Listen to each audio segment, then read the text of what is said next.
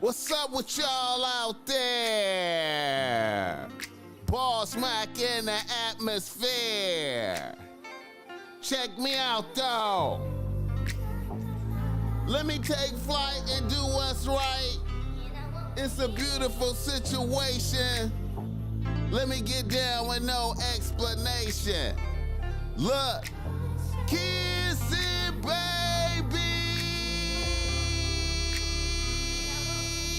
and shaking hands, man. I'm out here doing. Look, you hear me? What the fuck I got to do out here? Making it black open, and you are now experiencing the world famous BossMack podcast.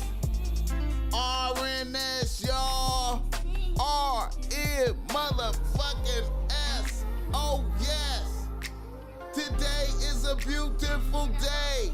I'm happy as fuck to be up in here doing this. Y'all niggas already know how I get down. Nothing but good game when I come around. BossMack top soil, y'all got the love of sound. Whoa, yes indeed. Here to give you what you need with the speed. Real niggas always in the lead. Real niggas always in the lead. Real niggas always in the lead. We always in the lead, y'all. We always in the lead. Greetings and salutations. The BossMack podcast is in full motion. West Coastin'. What's happening? What's happening? What's happening? What's up? Greetings and salutations. The BossMack podcast is in full motion. I'm your honorable host, BossMack Topsoil, here for y'all right now. At this time. I hope these words are reaching you in good spirits. I hope everything is good for you, man. I hope you woke up from a nice, good night's sleep to a happy bitch in the crib with you, or you woke up into a nice, clean house. I hope your bathtub is clean, your shower's clean. I hope your car started up when you went and got into it. I hope your refrigerator was full of food. I hope your pocket's full of paper. I hope everything is to the greatness, good for you. I hope you're healthy. If you smoke weed, I hope you got a pound right there. Man, blessings. I hope you got your mud like me, man. I hope you got your mud like me, because I got my mud. I'm on my mud right now. I got my mud. I'm relishing right now. Extra relishing right now. I'm gleaming around this motherfucker. Happy to be here. Thankful to the Most High God. Man, let me tell y'all something, man. I'm thankful to the Most High God. I'm just overwhelmed with joy. Thankful Most High let me get up and be able to do this, to have a podcast, to let me be BossMack Topsoil, to let me put game up in the air for niggas, to let me just be here doing this, man. I'm so thankful, man. I'm overwhelmed. I'm thankful for this espresso in this cup right here. I'm thankful for the chat. Shout out to the chat. I love y'all. I see niggas from the get up right off from the top, man. I dodged the trap. What's happening? What's happening? Brick Swan, let's go. Who was that, man? Caveman. $1.79. What's happening? My camera ain't focusing. He said, focus your camera, BossMack. I know, huh? Man, he be tripping, man. I'm trying to get it right. Let me see, man. What's going on with this motherfucker, man? What's going on with this motherfucker? Let me see if I got this motherfucker. I appreciate the love. Niggas trying to keep me laced up, man. I know how I can really fix that motherfucker, though. Let me see quick, man. I know what to really do to fix that motherfucker. Let me see, man. This motherfucker, man. I know really what to do. Yeah. Take that all the way up to about 3.5. Yeah. Yeah, let me see. Yeah. Yeah, man. Hit the like button for this game. In here, man. Trying to get this right for the people. Wait a minute. Let me see. Wait a minute.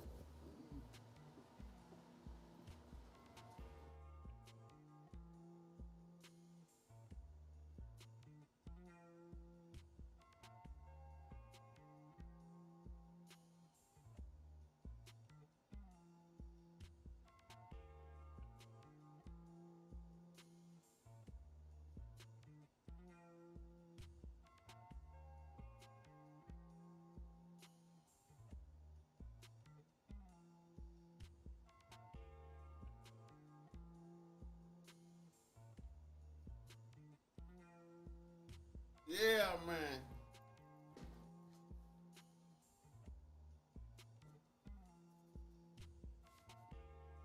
What's up with it? Who that? I dodged the Tribe digital roster. Man. Let's go. Yeah, man. I ain't gonna lie. Feeling good like you know I should. Doing my thing up in here for the people. You dig me? Hit the like button for this game now. Hit the like button for this game. The show is always brought to you by BossMack Streetwear. You see the BossMack got on some BossMack Streetwear right now. I got on the yellow suit like a motherfucker, man. I got on the sun suit like a motherfucker, nigga. The sun suit, nigga. You understand me? The sun suit with the Porsche, with the Porsche Pumas, nigga. Had to hunt for these. Hit the like button. You understand me? Gleaming like the sun out here. You know this is available at BossMack Streetwear right now if you need that. Got the hat there too, man. We selling out of these bucket hats, man. Get your issue. Cyber Monday, though. Cyber Monday, 30% off. Promo code CyberMack, nigga. Promo code CyberMack. Get your issue, man, right now. Every dime keep the BossMack alive, man, around here, man. Every dime keep the BossMack alive, man. Keeps a nigga going, you know. Keeps a nigga in motion. You understand me? If you order something from the BossMack, it's on the way. It's on the way today. You dig me? It's on the way today. Yes, indeed. Hold on, man. Let me see something right quick, man. Let me get some shit right. Let me get some shit right. Wait a minute. Wait a minute.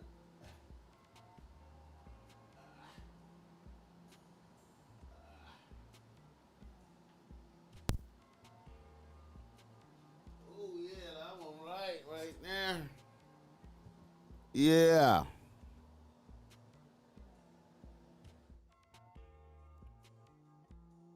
The show is also brought to you by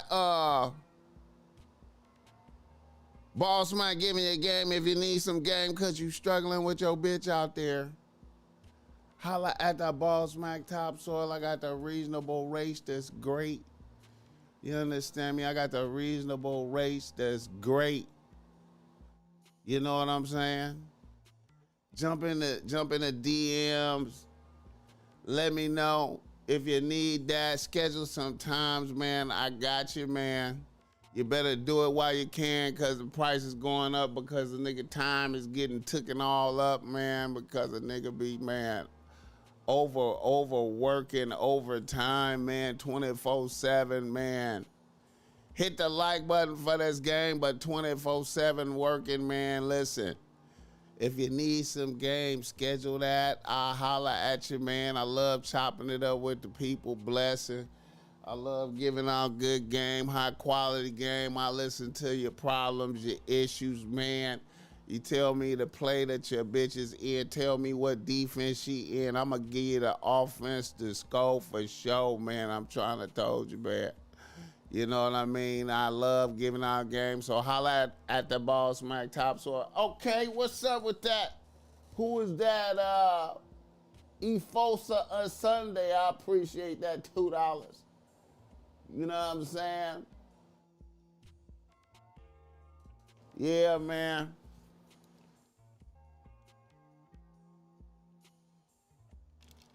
Yeah, man. Niggas could say,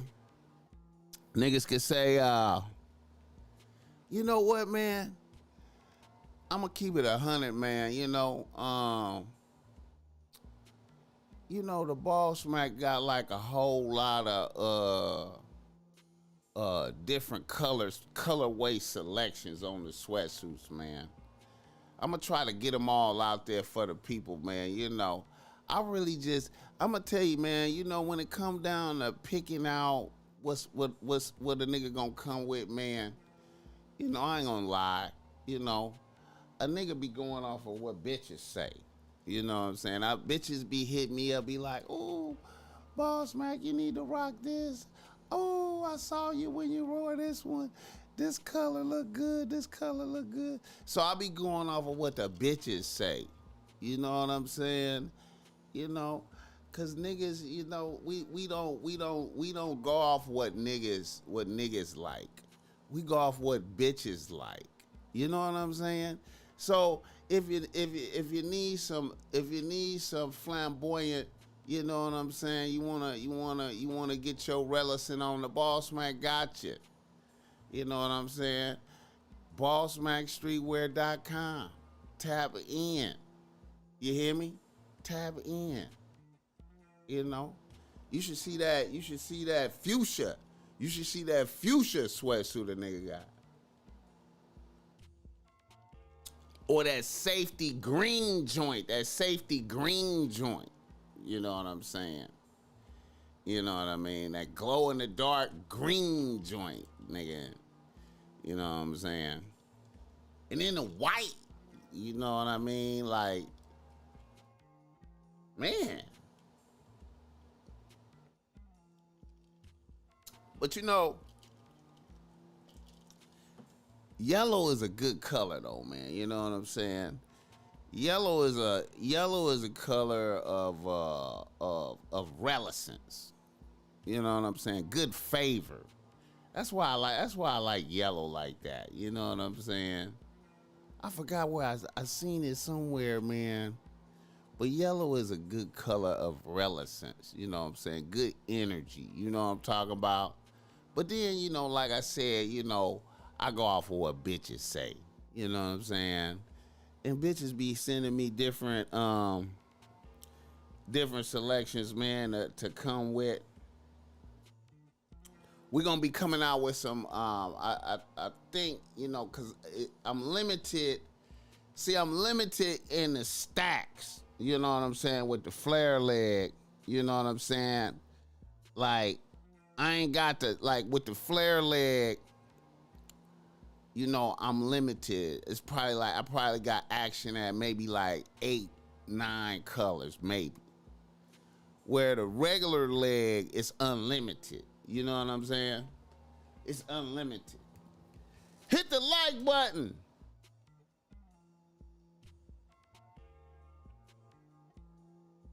Okay, now listen. He said you can't wear that yellow in Long Beach, nigga. I don't be out in Long Beach, bro. I don't be in Long Beach. I don't be in the I don't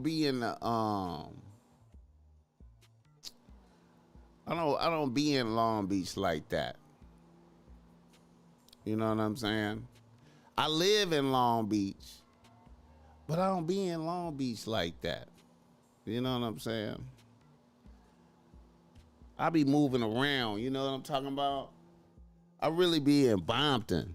You know what I mean? My relly's from Insane gonna press you. I ain't never been pressed in Long Beach, my nigga. I don't be in Long Beach, man. I'm from Bompton, homie. You know what I'm saying? I don't hang out here. Oh, when I hang out here, I be over there in the luxury area by the white people. I don't be in the trenches, man. I don't hang out in the trenches. I don't hang out in nobody trenches. You know what I'm saying? I be in my section. I go to my section, you know.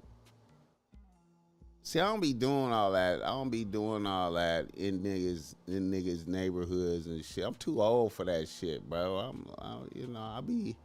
I be where the money at. You know what I'm saying? I go down to the Long Beach shoreline. You know what I mean? And you know, I be by the beach. I be by the water. You know what I'm saying? 2nd Street. And then I'm in Bompton. You know what I mean? You know, in my own section. You know what I'm talking about? You know. Yeah. Yeah, I don't be hanging out in Long Beach like that, man. You know, all the politics and all that shit. That shit don't faze me, man, you know. I'm float above all that shit, man. I'm old, man, you know. Hit the like button for this game. Y'all see the name of the show. Y'all see the name of the show, man. You know,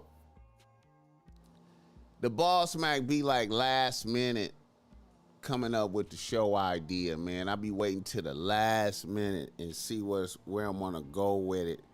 You know, I look at the emails and shit, you know, and then I think about it, and then I be like, where we gonna go with it today?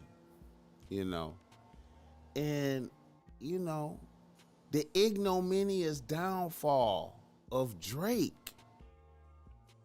You know, I was really kind of wondering if Drake was gonna fall for real.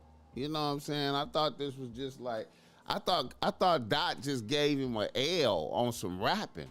You know what I'm saying? I just thought Dot gave him an L on some rapping. You know what I'm saying? But now they done brought up the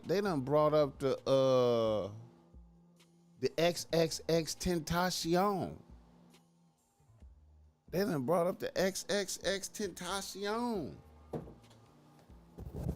Hold on.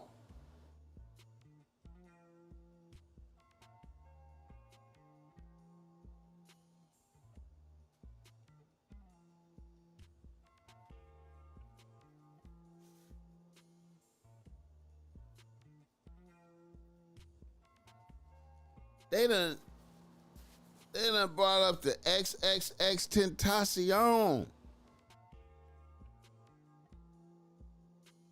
You know what I'm saying? I ain't even, you know, and see, what y'all gotta recognize is this a pattern right here. Look at the pattern. This a pattern. I bet y'all don't even see the pattern. This the pattern right here. This the pattern. See, Niggas be protected. Niggas be protected by the powers that be, right? Niggas be protected. Like Diddy. Like Diddy was protected. Diddy was doing whatever he wanted to do out here, right? Diddy was doing whatever he wanted to do until he tried to sue them. Until he tried to sue that liquor company. Diddy was doing whatever he wanted to do until he tried to sue that liquor company. And then all of a sudden, Diddy didn't have no protection no more. And then the next thing you know, Diddy in jail. You feel me?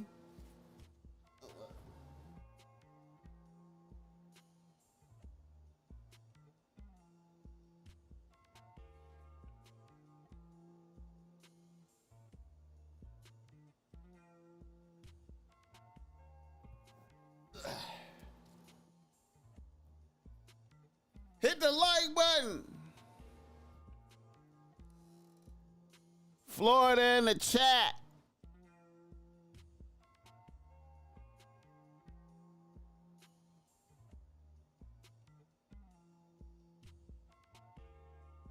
Know your rights. What's up with it?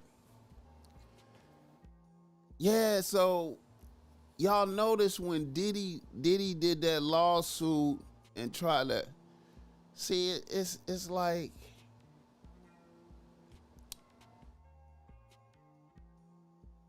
when Diddy did that lawsuit and tried to press him, and then they took away his protection, and then he in jail. I think that's gonna happen to Drake. That can happen to Drake. That can happen to Drake right quick. They're gonna take away Drake protection. They're gonna take away Drake suing. See, Drake doing the same thing Diddy did. He trying to sue his boss. He trying to sue his boss. Drake is trying to sue his boss.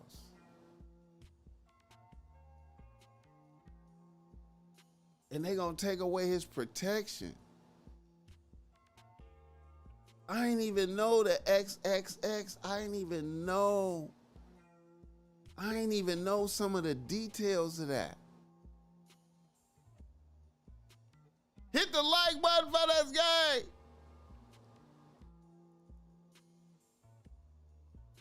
Hey, man. I see the Star David right there. Wait a minute. I see the Star David in the chat. Let me see what you're talking about. Exactly. You sue one of them and they allow you to do whatever you wanted. They coming after you and they take everything. Yeah. Kev T, do you think his Jewish side will save him from the feds, though? I don't know. I don't know, man. I don't know, man. He's still half black. They might have got all. Listen, think about it. Here's another thing. Here's another thing about this. The devil came to steal, kill, and destroy. The devil came to steal, kill, and destroy, right? So Drake, see, I believe the way it works is, man, see, I feel like Drake is working for the devil, right? I know niggas might be like, BossMack, you putting extras on it. I feel like Drake is working for the devil. Why? How do I think he's working for the devil? Well, because, man,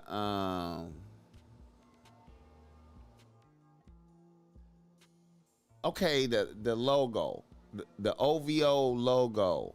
The OVO logo is an owl.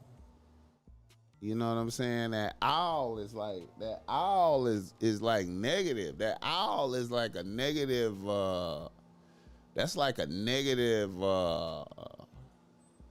that's like a negative thing. An owl. You know what I'm saying?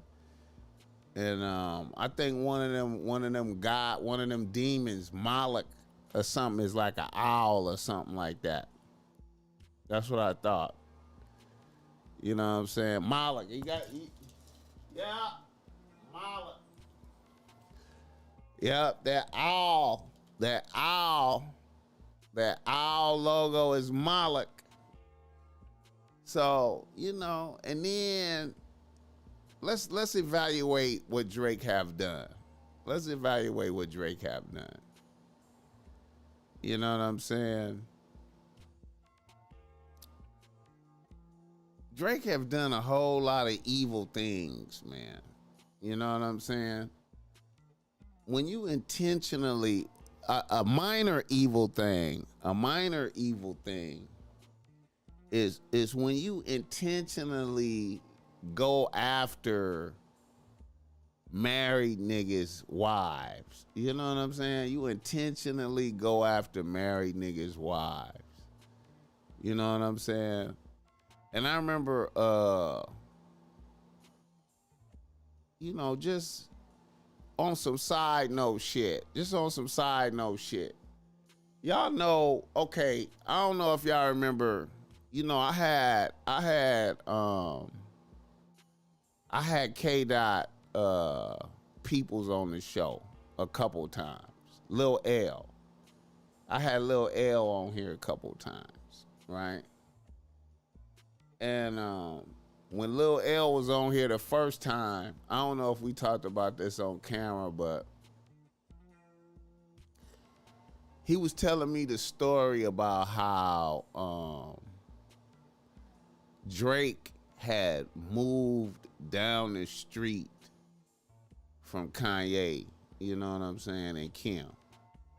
Did y'all know that? Did y'all know that Drake had bought a house down the street from Kim Kardashian and Kanye in Calabasas? Did y'all know that? So he could be in close proximity, so he could creep over there, so he could fuck Kim one time, a couple times. Did y'all know that? Did y'all know he went out of the way to do that? Who does that? Why would you do that? Why would you purposely disrupt niggas' marriages and shit? And he did that to multiple motherfuckers. He did that to a few motherfuckers. Married motherfuckers. You know what I'm saying? And then, then niggas, then niggas,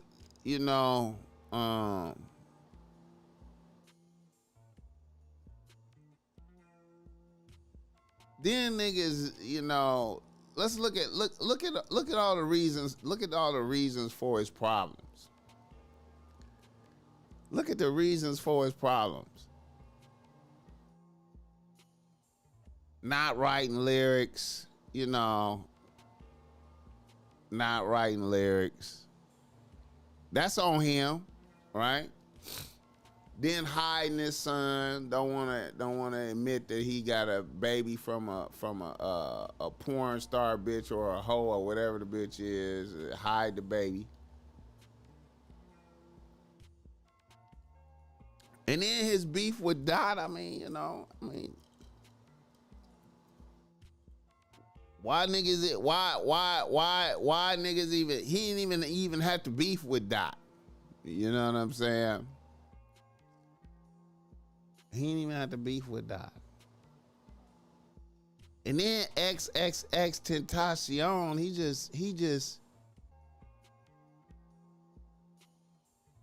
he just took a nigga whole style. He just took a nigga whole.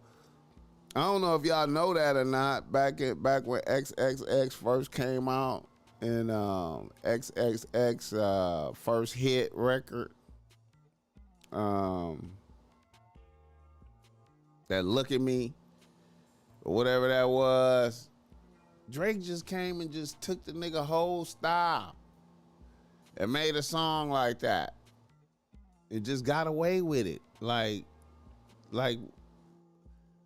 just took a nigga whole style, just stole. The devil come to steal, kill, and destroy. Just stole from a nigga. You know what I'm saying? You know. Hit the like button. Kim Kardashian, Kanye not her first husband. She was married to a dude from BMF, then divorced him, then he got indicted. Yeah, he working for the devil, the Owlets, Bohemian Grove. Yeah.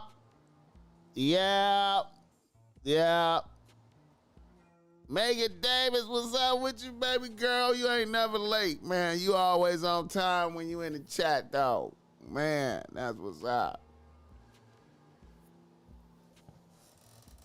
Caveman, yeah, man. Stole niggas' wave and threw them away. Abundance, yeah. He did multiple niggas, stole their wave and threw them away. Yeah, man. Yeah, man. I don't. You know, you know. And when I get to talking about them people, man, them people, you know, when I get to talking about them people that you're not supposed to talk about, I be trying to be careful. You know what I'm talking about? Them people that own Hollywood, man, I be trying to be careful about talking about them, man. You know. But you know, whenever you talk about them, you know, you got to be careful. But you know, man, they be, you know, when I be looking at Drake, man, you know, he be moving like one of them. That's how he be moving. You know what I'm saying? He move like one of them. You know. And I feel like the way the devil work is the devil let you get your issue, right? The devil let you get your issue. And then the devil fuck you over. You know what I'm saying? So I feel like he in the finna get fucked over part. Cause he had such a good run though. Like, he done had such a good run. Now, I'm gonna have to pull up this I'm gonna have to pull up some of this stuff with XXXTentacion, man. It's, man, when you look at some of this shit with XXX, man, this shit is super tricky, man.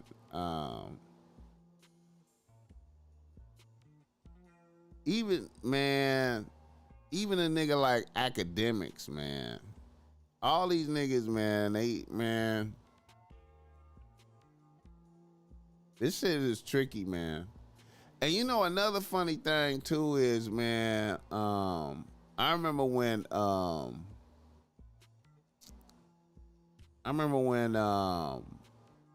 Tay F. Third was on the show, probably like 2 years ago or something like that. Tay F. Third was on the show. And he was talking about how Drake was out here in Long Beach, man. And Drake was out here in Long Beach, like on the low, kind of like moving around, making moves. I heard he bought like a warehouse over there by the Del Amo swap meet. You know, I heard he bought a warehouse by the Del Amo swap meet, right? And I was like, why is Drake out here moving covertly like that, fucking with the Long Beach niggas like that? What is he doing? And he was talking about he was trying to get close to the battle rap shit out here, and you know, and Tay F was speaking on how he had blessed niggas, you know, pulled up on niggas, popped out with a whole bunch of bottles of white Hennessy, and bless niggas with kush and all type of shit. And I was like, damn, Drake out here like buying niggas type shit. And I didn't really think too much of it, man. I was like, well, you know, it would be cool if he did invest in the community out here. You know, but I wasn't understanding the moves, though. Like, it was some covert moves and shit. You know what I mean? But now, you see how shit went bad. You know what I mean? And it's like, you know, I think niggas be trying to buy niggas. You know what I'm saying? And I still think a lot of niggas fuck with him. A lot of niggas still fuck with him. You know what I'm saying? But this triple X shit is super tricky though. You know what I mean? Cause see, I be looking at niggas like Drake. And it's only certain niggas that's like Drake. And what I mean by that is by, you know, niggas that really command masses of people and have a whole lot of fans. And I'm gonna say a nigga like Tyler the Creator, a nigga like K Dot, and XXXTentacion was on his way to kind of catch him. You know what I'm saying? Them is the niggas that's threats. Now see, I remember when Drake tried to pop out at a Tyler the Creator, a Flog Gnaw, one of them Tyler the Creator festivals that he had once a year.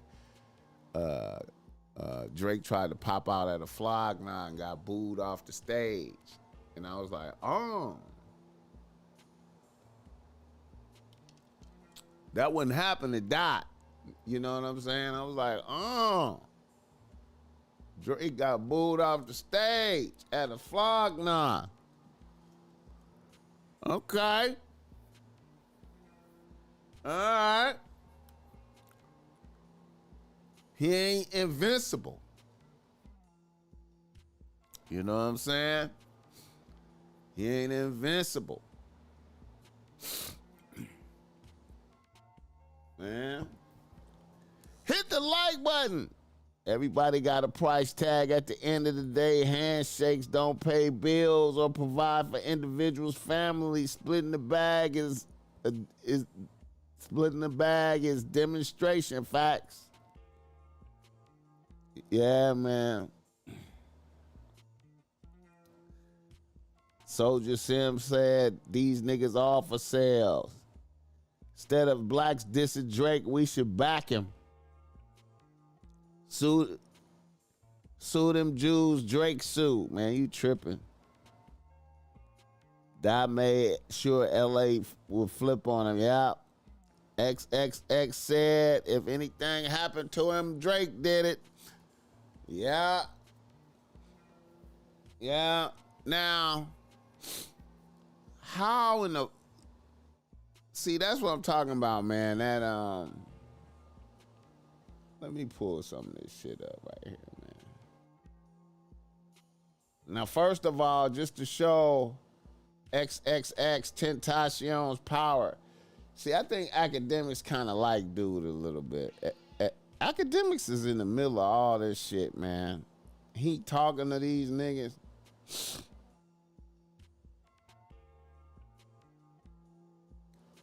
That would trip me out, man. If I'm talking to a nigga and he telling me about some shit and I know niggas want to kill him. So XXX just passed 1 billion streams on something, right? So you see a nigga power. You know what I'm saying? You see a nigga, you know, in depth. His power is still tremendous. Tremendous power in depth. Power in depth. Hold on, let me see right here. Tremendous power in depth.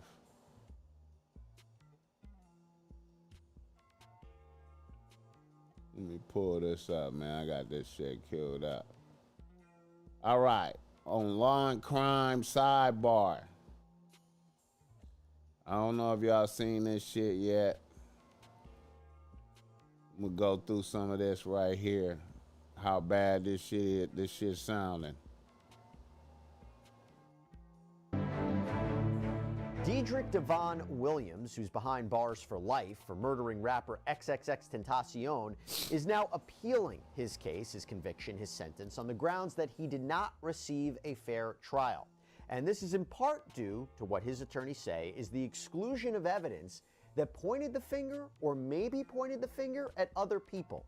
And one of those people whose name has come up is rapper Drake. So I want to quickly get you up to speed on this case before we get into these new allegations, these new arguments. Maybe they're not necessarily new if you break down this case. So last year, 3 men, including Williams, were convicted and sentenced to life in prison for the 2018 killing of the star rapper. And to be more precise, they were convicted of first-degree murder and armed robbery in connection with the shooting death of the 20-year-old artist whose legal name was Jose Onfroy. Now, the jury deliberated a lot. They deliberated for a little more than 7 days before returning a guilty verdict. This was for Michael Boatwright, Diedrich Williams, and Trayvon Newsom. Now, this murder occurred on June 18th, 2018, outside of Riva Motorsports. It's a motorcycle dealership in Deerfield Beach. It's a suburb of Fort Lauderdale, Florida. And XXXTentacion had just withdrawn $50,000 in cash from a bank. He was leaving the store with a friend. Now, see, the twist in this case to me, man, is these niggas could have took the money from him and not killed him.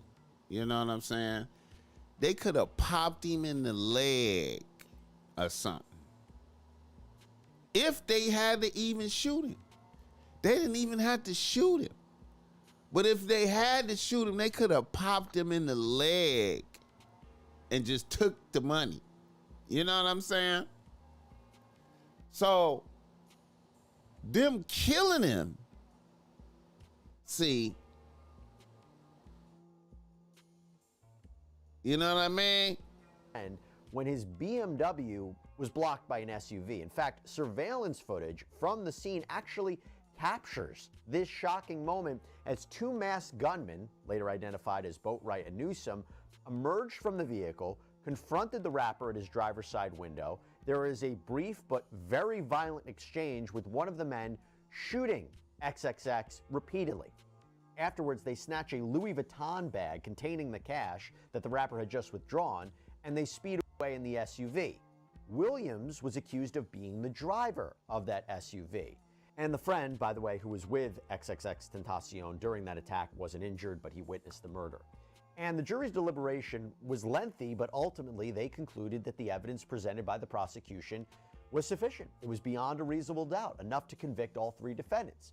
And that evidence included the surveillance footage. It included cell phone videos of the defendants flashing cash right after the shooting. It included incriminating text messages from Boatwright, including one right after the shooting saying, "Tell my brother I got money for the new phone."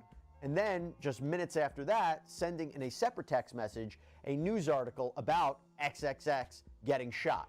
And I also have to mention the key testimony of the trio's accomplice, Richard Allen, who claimed that he was a part of this robbery and he implicated the defendants. He pled guilty to second-degree murder for his role in this killing. Hey, so before we jump into this story, I have something I gotta tell you about. I host and executive produce a show called Crime with Jesse Weber. Let me skip past that shit.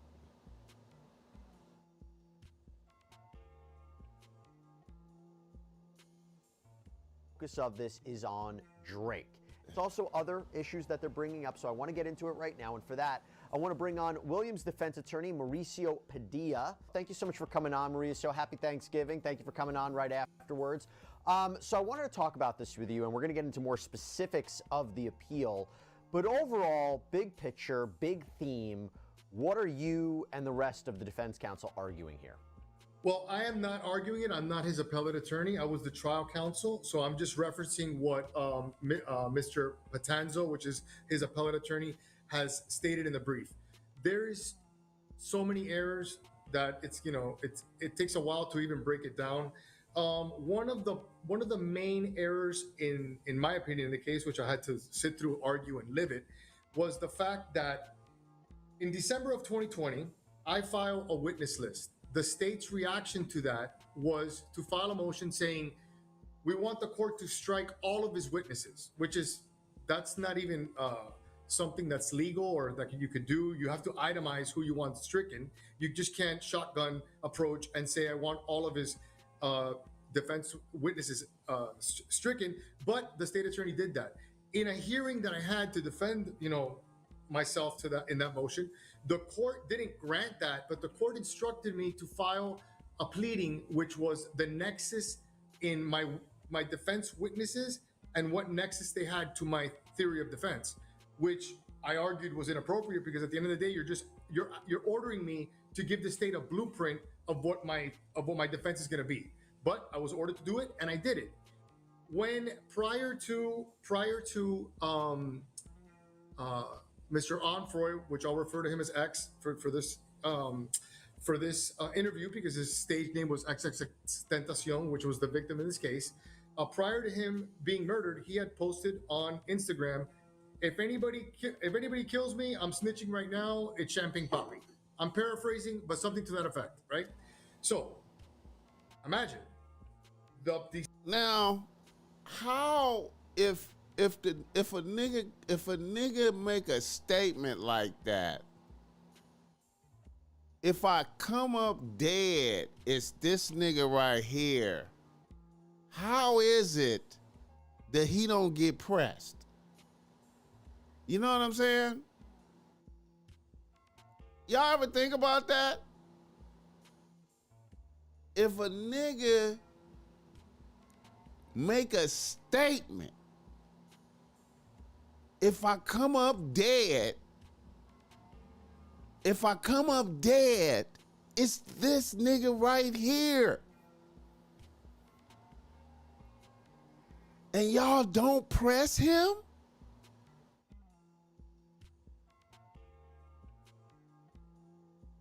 That's incredible, man.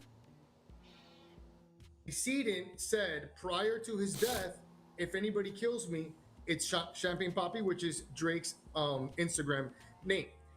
I laid out in extreme detail all of my defense witnesses list, which included many rappers, because at the end of the day, the victim in this case was a rapper. He had feuds, ongoing public feuds with not only Drake, but a lot of rappers that are either signed to OVO or related to Drake in some way, including 600 Breezy, which is a Chicago-based rapper, and a rapper that's from Toronto by the name of, he goes by Top 5, which is Hassan Ali.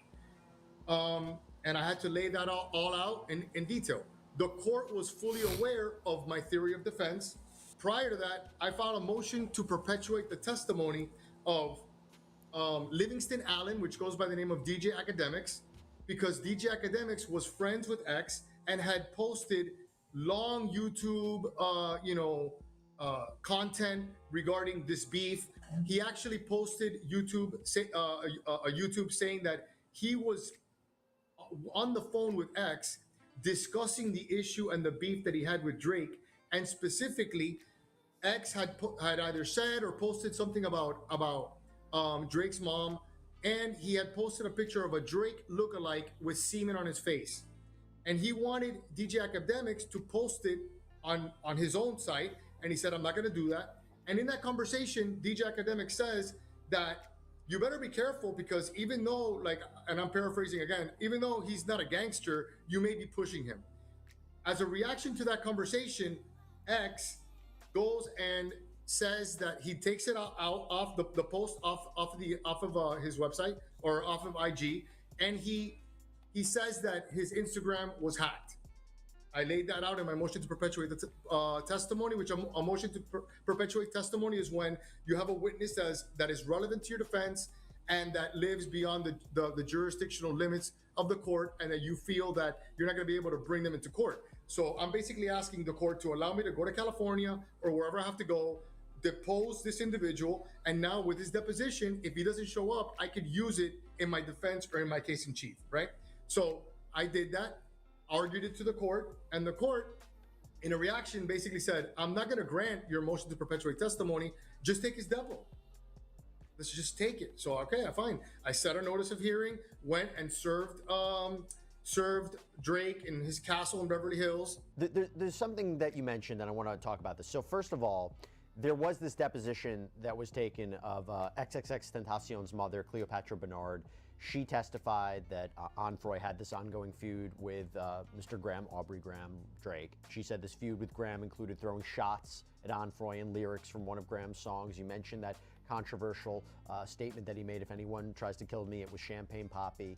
The question I want to start with as we get into the Drake conversation, were you arguing, or his appellate attorneys arguing that Drake was a part of this killing, that he was the one who did this, or are you arguing that it should have just been allowed, you should have been allowed to present evidence to suggest there were other potential leads that law enforcement really didn't look at into this case? So again, what are exactly we suggesting? Are you suggesting that Drake had a part in it, or that just it wasn't looked into and it chose a sloppy investigation and not a fair trial? Well, in the brief and in what I was arguing in court is the latter. We are a defendant has every right to defend himself and to show reasonable doubt wherever it may be, and to fully investigate and articulate to a jury an alternate shooter defense, or an alternate, a defense where someone else, committed this crime. Am I going to sit here and tell you that Drake was holding a gun or Drake? But the facts as they are stated by X's own mother, is that she knew about the beef with Drake and with Migos. She knew about the violence between Migos and her son, where there was a violent episode.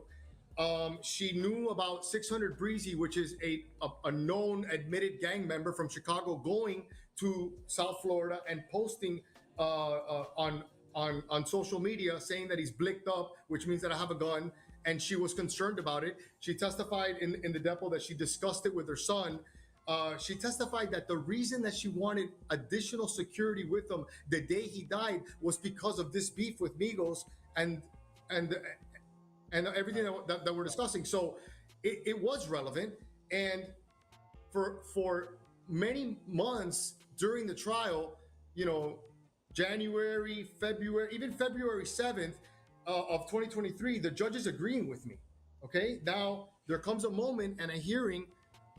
He goes ahead and Drake hires, after the judge enters a rule to show cause, basically saying a purge date. You have to appear for depo on this day, or I'm going to do a writ of bodily attachment. He then goes and hires Brad Cohen, a friend of the show, friend of mine as well, an excellent attorney. And Brad files several motions, motion to quash the subpoena, and he files a motion for protective order. We go back and forth, and the judge says, Did you know Larry Graham conspired to unalive Sly from the family stone? I didn't know that, but I was thinking about that when I was just recently. I had just posted a picture with Novena Carmel. I had just posted a picture with her, and then I was looking at some of the details of Sly and the Family Stone, and I realized Larry Graham was in there. I was like, damn, that shit, wow. And the first time that Brad shows up to court, he says, you know what, I'm gonna quash the rule to show cause. He's hired counsel. You guys can communicate and figure out when this step was gonna happen, okay? So we go back and forth. We can't agree to it for various reasons, and I'm not gonna get into settlement negotiations Sure. on the show, but we can't agree. We go into court February 24th, I believe, on his motions. At that time, James Beard, which is the process server that served Drake, appeared as a witness, and I wanted to show video that he took of the actual attempted service, where it shows Drake's bodyguards, or the people that are in front of his house, refusing to cooperate. It showed one of Drake's employees kicking the subpoena down the road that leads to his mansion, and the judge didn't allow me to show that. Despite not allowing me to put forth that evidence, the judge did a 180 from telling me to figure it out, coordinate it, take the depo, did a 180, told me, why are you involving him? Granted the motion for protective order, granted the motion to quash my subpoena, allowed Mr. Cohen to argue California law without having a California expert there, and basically kind of chastised me about why are you bringing him into it.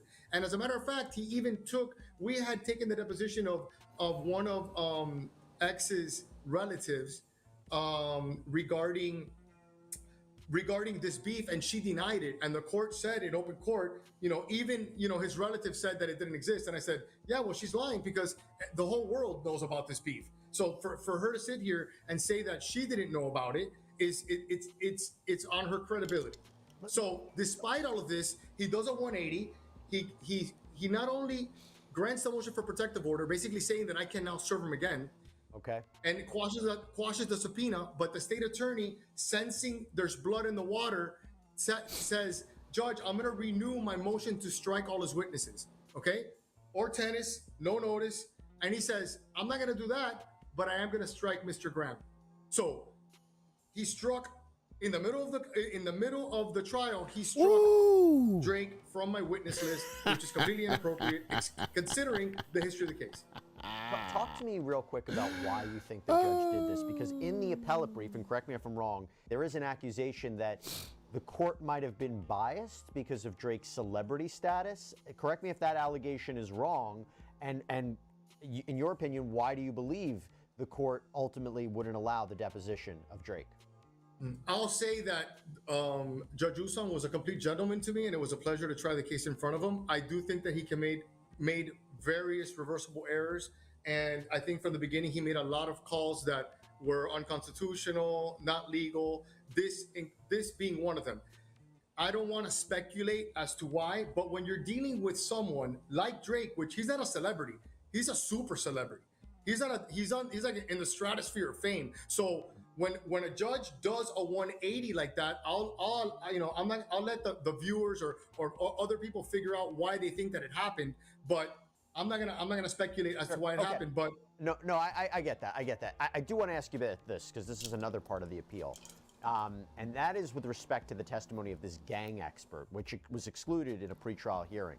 And the defense, my understanding, wanted to call Jesse De La Cruz, who they had claimed, discovered visual evidence that Drake could have had ties to the same organization as a co-defendant in this case, Robert Allen. And I believe the brief states, Dr. Cruz's research revealed photos of Mr. Graham throwing the same gang signs as Allen, and Allen is that accomplice who I mentioned before who testified against his co-defendants. But Cruz also revealed that people who knew Drake were allegedly seen in XXXTentacion's neighborhood threatening him before he died. The brief reads, social media posts showed these same known Graham associates were seen in Onfroy's neighborhood threatening him just prior to the murder. And then they say even more revealing, Drake associates seen in XXX neighborhood right before he got popped. Shout out Joe Blast, I see you. XXX. Drake's people is in XXXTentacion's neighborhood right before he got smoked. I'm telling y'all, Drake suing Universal. The brief writes, Mr. Graham released a song entitled XXX with suspicious lyrics. SMS XXX, that's the only time I shot below the neck. And Dr. Cruz found another connection between the murder and Drake's lyrics in the song I'm Upset. The song I'm Upset contains lyrics regarding Louis bags for body bags. The implication there being that Drake was referencing murder. But ultimately, Cruz was completely excluded from the trial, and the jury did not hear any of his findings. Mauricio, I have that right. And can you emphasize that a little bit more? Can you explain that a little bit more? Yes. Okay. So Dr. De La Cruz did proffer to the court everything that you've stated regarding the song lyrics, the fact that Drake was throwing gang signs that were the same gang signs that Allen was throwing up in different social media posts. The court strikes Dr. De La Cruz, which is a known gang expert and well known in his field, has testified over 150 times in trials. Oh, I'm gonna put them up there today, man. My bad. I couldn't get them up yesterday, man. They're gonna be up there today. I gotta yeah, they're gonna be up there today for sure, for sure. They allowed the state to put their own gang expert, Detective Polo, which really bolstered a lot of what Dr. De La Cruz said regarding the necessity to bring out this testimony.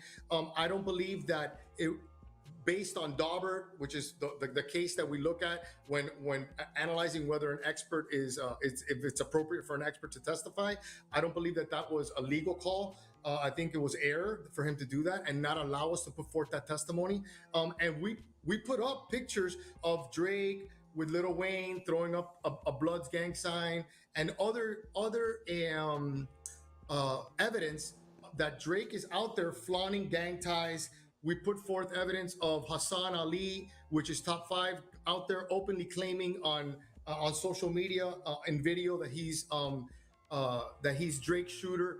And part of the theory of defense is to show, listen, even though these people are entertainers, okay, there's a gang related portion of it. There's a gang related side to it. And X's own mother testified that she knew about this, that she knew about when 600 Breezy traveled from wherever he was, whether it's Chicago to South Florida. She knew about it. She talked to him about it. So this case had more than ample evidence and ample reason to involve a gang expert. To be clear, though, you were allowed to argue that someone else could have been responsible for this killing because you cross-examined Allen on cross-examination, suggesting that he had this link to Drake. But my understanding is you're arguing now that the trial court had put limits on your cross-examination of Allen, that violated your client's rights. Am I misunderstanding that? No, you're 100% correct. And they did it not only with Allen, but they did it all throughout the trial. Okay. With Allen admitted that his father, known drug dealer, known firearms dealer, as the brief states, produced at least one of the guns that was used in this. When I asked him about his father and ties to Toronto and drug dealing, the state objected, and the judge didn't allow that question. So it was a constant battle for me to try PA on the track and basically do my job and show where reasonable doubt existed. With Allen, with Detective Curcio, the problem here is also that the state attorney, on direct of Detective Curcio, which was the lead detective in the case, she asked, "Do you have any information that Drake was involved in this?" And that was before the court struck him. So whatever the reasons may have existed, the moment that the state attorney opens up their mouth and says that, now he's really at issue, because now you're opening the door. You're opening the door to that coming in. Yes. And not only was it an issue of her mentioning it with Detective Curcio, but she asked him, you actually were able to verify whether or not Drake was in South Florida at the time. So in cross-examination, I asked, why would you have to verify if he was in South Florida? Why? Because he's a person of interest. And then I had to further ask, well, what did you do to, and I'm paraphrasing, what did you do to figure out whether he was in South Florida? He says, oh, my partner checked social media. So then I said, okay, so in a homicide case, the best that Broward Sheriff's Office has for a jury is to peep his Instagram. So it was basically breaking down the poor job that BSO did in their investigation and the tunnel vision that they had, and the fact that none of this was in the report. So you felt it important enough to check and verify whether or not he was in South Florida, but you never memorialized it in your report, and I'm not allowed to ask about it. Well, did he also testified, Detective Curcio, that he learned that Onfroy, XXX, had been attacked by members of Migos, right? Migos is the rap group that's associated with Drake. Was that came in, and again, you weren't able to expand upon that? Not only did that come in, but when I asked him in cross-examination, isn't it true that the first time that the name Migos comes out in this case was a month after the murder, in the first conversation that you yourself had with the cooperating co-defendant Allen? He didn't remember. I had to refresh his recollection, and right there in the transcribed conversation, it basically showed that Allen, the cooperator, said the name Migos in the first conversation that they had. So it basically showed that I wasn't making this up. Like, I'm not creating it. The facts were there before I even ever alleged their involvement or filed a motion in court. They're checking to see whether or not Drake is in South Florida. That was years before I mentioned it.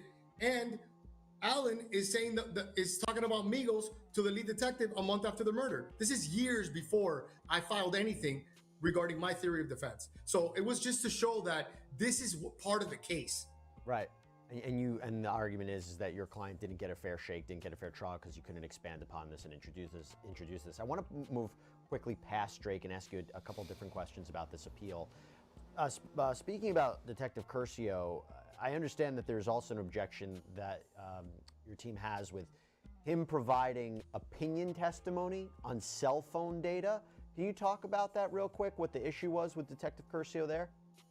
Okay, well, the issue is that Broward County did not list a forensic expert, okay? And they tried to put forth expert testimony through someone by the name of Campvani and through Detective Curcio, and the court allowed them to give expert opinion as to locations of cell phones and things that are specifically left to experts, because when you list somebody as an expert, then that opens up the doors to discovery that we can take depositions of them and put us on notice to the specific details that they're going to testify to as an expert. That didn't happen in this case. And what they allowed was this individual named Campvani. They allowed him to basically put forth expert testimony, and he put forth like a visual aid that he had prepared a week prior to his testimony. Okay, we were ambushed with it, and there he basically put little dots where he testified where the cell phones were exactly, and they allowed Detective Curcio to also give that type of testimony. Now, Detective Curcio is extremely experienced. I'm not going to take that away from him, and this individual Campvani as well. But just because you're experienced doesn't take away the obligation of Broward County to do things correctly. This is a murder case and a high-profile one at that. There's a number of different other points that are raised in this appeal. There's things like they gonna get an allowing appeal to come into this trial, allowing an out-of-court statement from defendant Newsom, which you argue was his Williams defense attorneys are saying was prejudicial. If you can, what's another big area of appeal? Is it any of those two that you really think could be problematic? Why your client? Again, I guess the idea is he deserves a new trial, right? Yes, yes, and the two things that you mentioned are pretty egregious. The one of the Newsom is really shocking. Like, they basically on redirect of Detective Curcio asked them questions and brought in a hearsay statement regarding a completely separate murder investigation that he says that he found without authenticating the cell phone, and basically said that Newsom had told somebody in some dating app or something that he had buried money in his house. And so the judge buried money, he could be catching life, and a really incriminating statement. But Detective Curcio didn't have to authenticate that. They didn't have to show what cell phone it came from. Basically, he just said, I saw this in another case.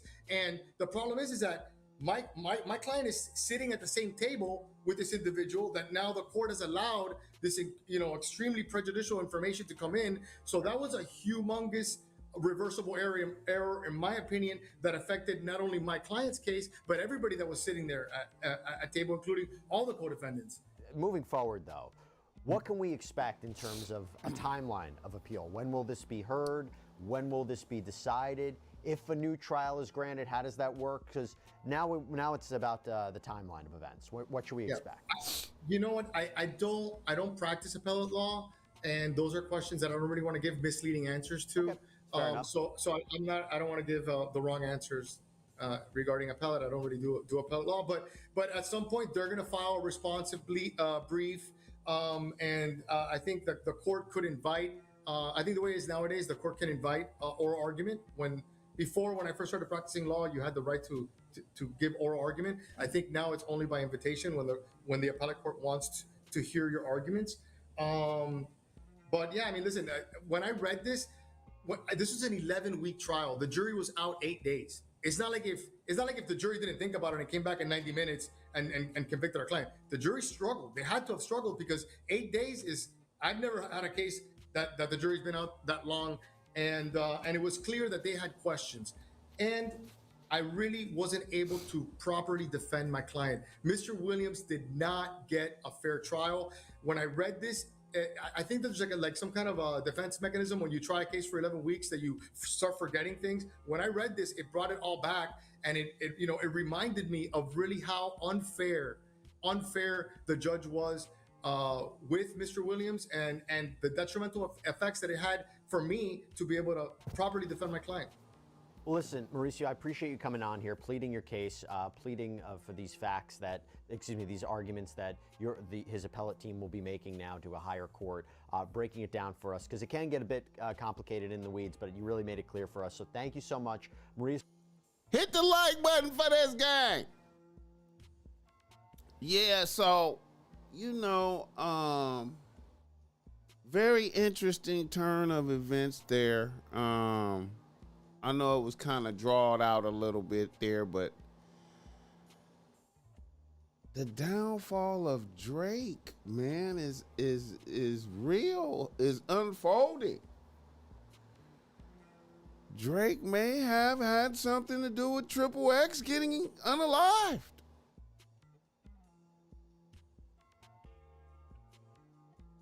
And I think I think he's getting touched because he's suing Universal. He's doing a puffy move.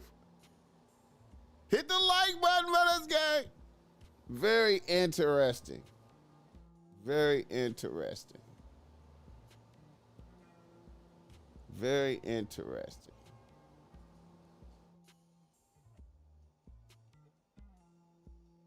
Oh shit. Wait a minute.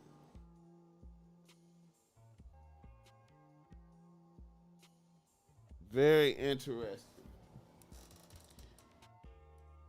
Roy Pinckney in the building. Travis Wright in the building. Tony Red in the building. The Greek geek surgeon in the building. BossMack on the song Upset. Drake raps about his downfall, saying he had 7 years left to do whatever. Those 7 years ends next year, according to the song.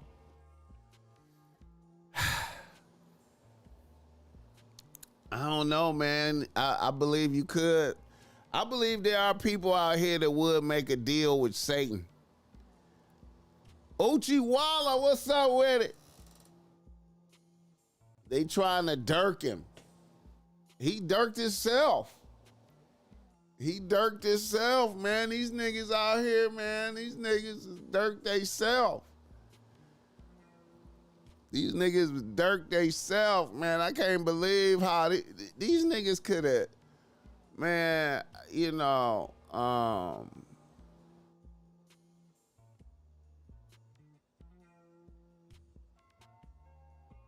if Drake had something to do with Triple X getting unalive, man, that was so unnecessary. But I get it, though. I get it. I understand, Triple X was competition for him. If Triple X was alive, Drake might not be as popular as he is now. You know what I'm saying? Triple X might have rose up past Drake. You know what I'm saying? Who knows? These niggas are so greedy, though. It's amazing. You know what I'm saying? I'm fascinated at how niggas, if you get to have a run for a few years at top spot, and you get to grind up some M's,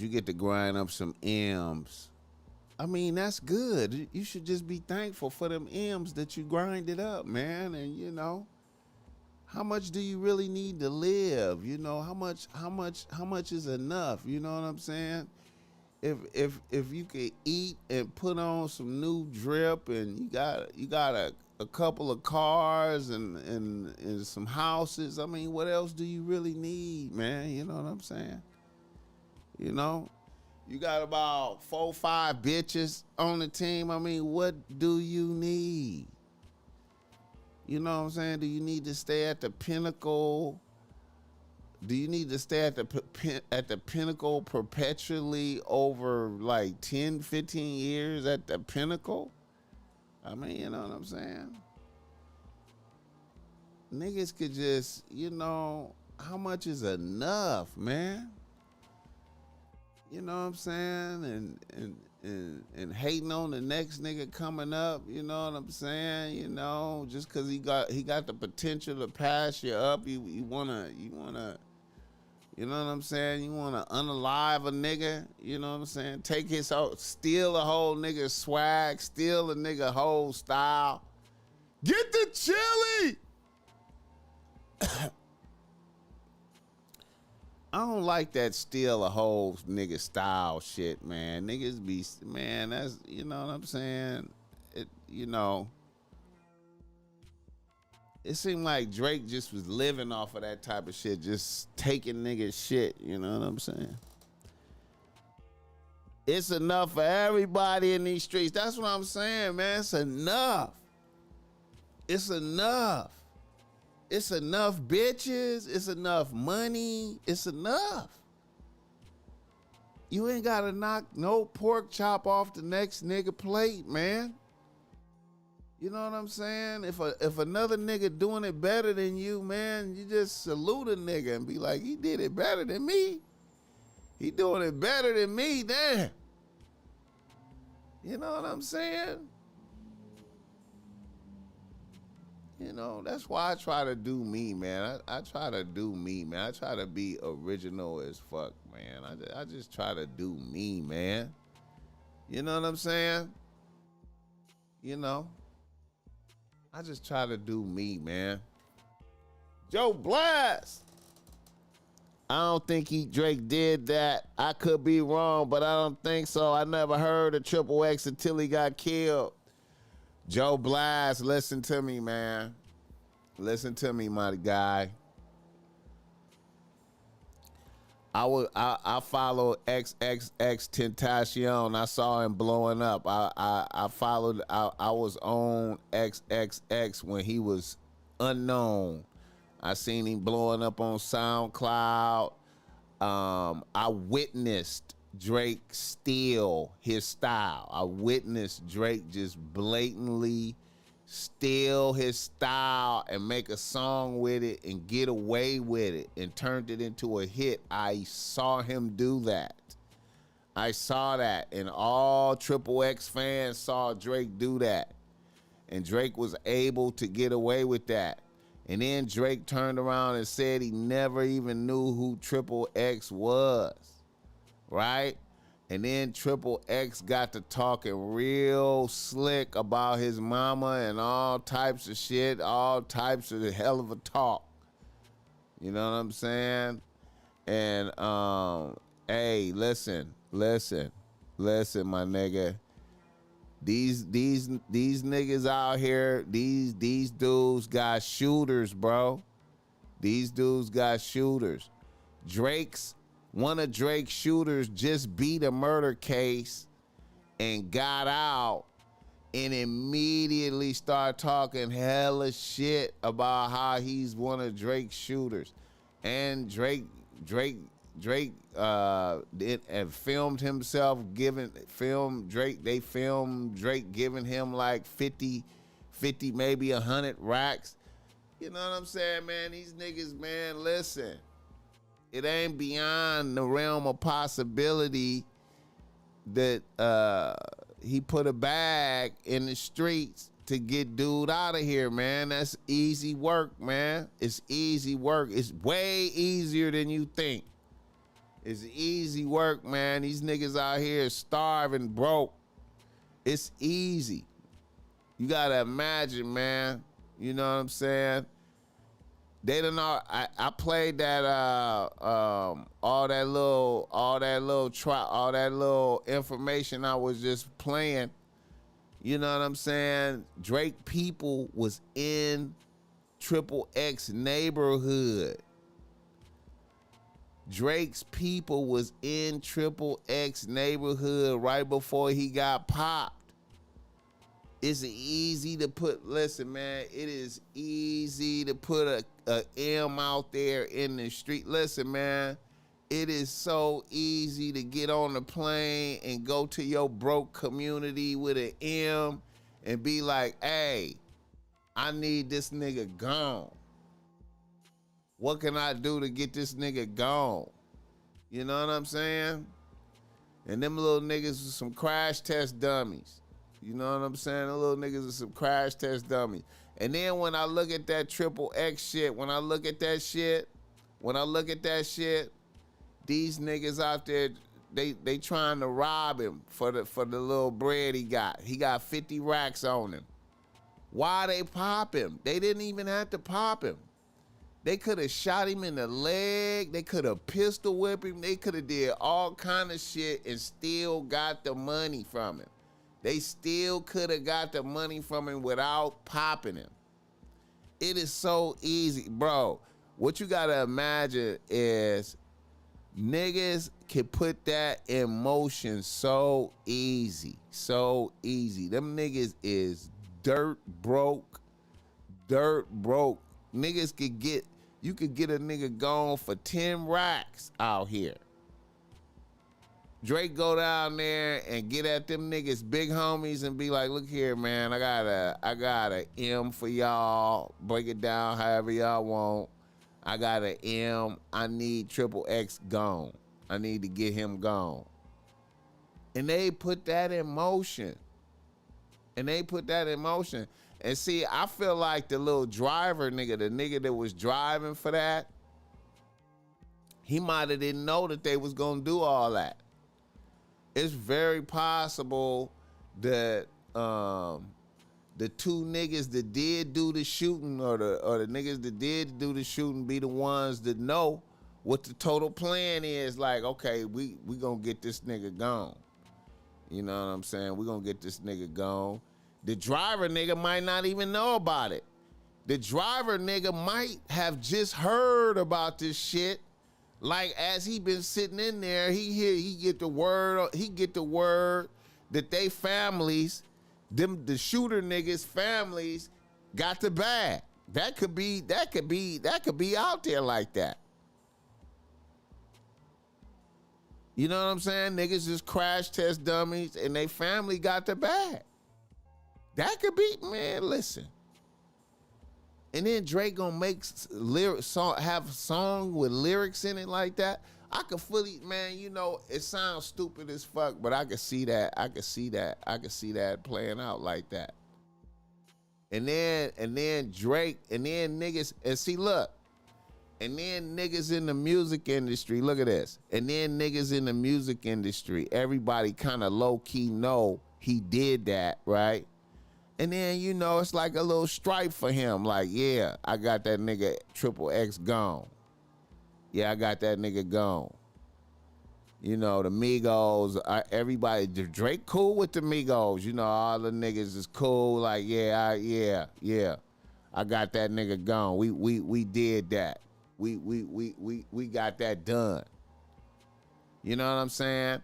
And then niggas is protected by the powers that be, you know, up until he made that lawsuit against Warner Brothers. I mean, up until he made that lawsuit against Universal, he protected by the powers that be. Man, listen, man.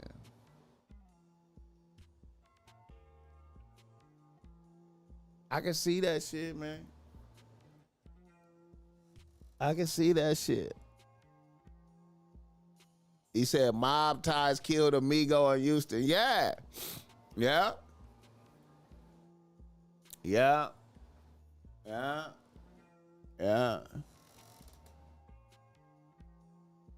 They young Dolph X.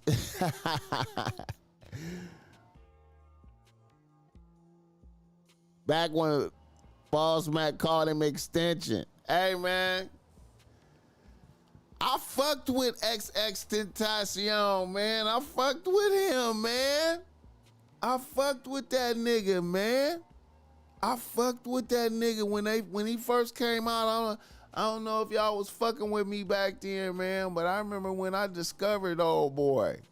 Before he went on No Jumper, I was like, man, this nigga tight right here. Drake and Migos not so cool no more. I disagree. It's above Drake's pay grade. The industry that's got people, not artists, no matter. Hey, man, please, bro. What you mean it's above Drake's pay grade? Nigga, that ain't no, nigga, what? Nigga, that's easy work, man. This nigga talking reckless about my mama? Man, that's easy work. That's easy work. Nigga, he sent 600 Breezy and his boy, he sent 600 Breezy and Top 5 out there. All he gotta do is send them out there with the bag, with the words that I got a bag for niggas. That's easy work. Man, y'all fly out there to Extension neighborhood and fill it out. Easy work. Fly out there, touchdown. Where the big homies at? Talk to a couple niggas, what's up with Extension? Try to figure out, cause see, that's all you gotta do is all them niggas gotta do is fly out there and ask around and see how strong XXXTentacion family is. We got to figure out how strong his family is in these streets. Is XXXTentacion somebody out here in these streets? Is any of his family really somebody out here in these streets? No? Ain't no known killers in his family. His family ain't big factors around here. Easy work. Okay, no problem. We could get him gone. He be driving around here still? Yes, he be around here flossing. We could get him gone. Yeah, we can get him gone. We could get that done. We could get that done. We could get that done. We could get that done. We can get that done. Yeah, he be right. He be around here. Yeah. We can do that. Easy work. What you mean above Drake pay grade? Easy work. Man. Hit the like button.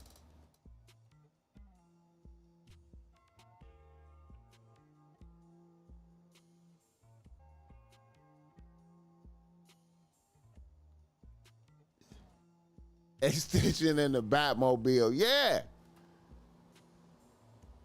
Yeah, driving around in the motherfucking Batmobile. Nigga? Man, that's how young dog. Listen, man. I ain't lying, man. If the BossMack, hey, listen.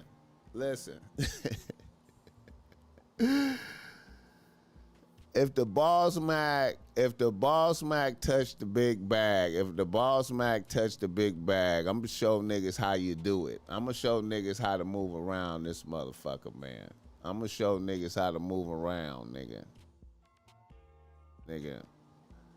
I'm gonna show nigga, if I touch the big bag, I'm gonna show niggas how to move around this motherfucker. Like a fucking ghost, nigga. Like a fucking nigga invisible. I be right in front of motherfuckers. They can't even see me.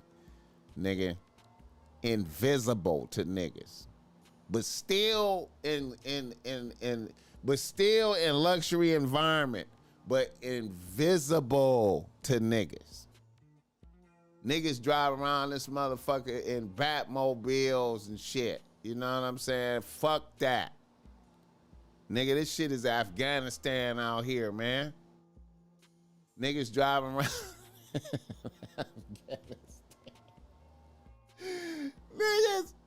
Niggas driving around this motherfucker. Niggas driving around in Afghanistan in the Batmobile, but don't have none of the Batmobile shit on it. They don't have none of the stuff Batmobile got on it. They don't have none of the bulletproof shit, none of the rockets, they don't have none of the technology from the Batmobile. But they got some shit that look like the Batmobile.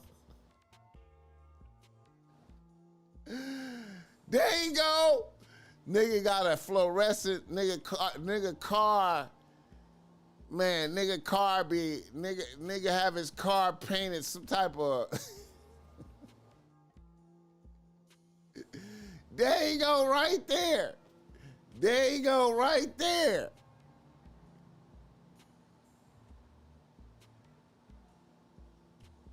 Bitches already know who niggas is. It ain't helping you get no more bitches. Bitches already know who he is. All it's helping you do is get robbed and die.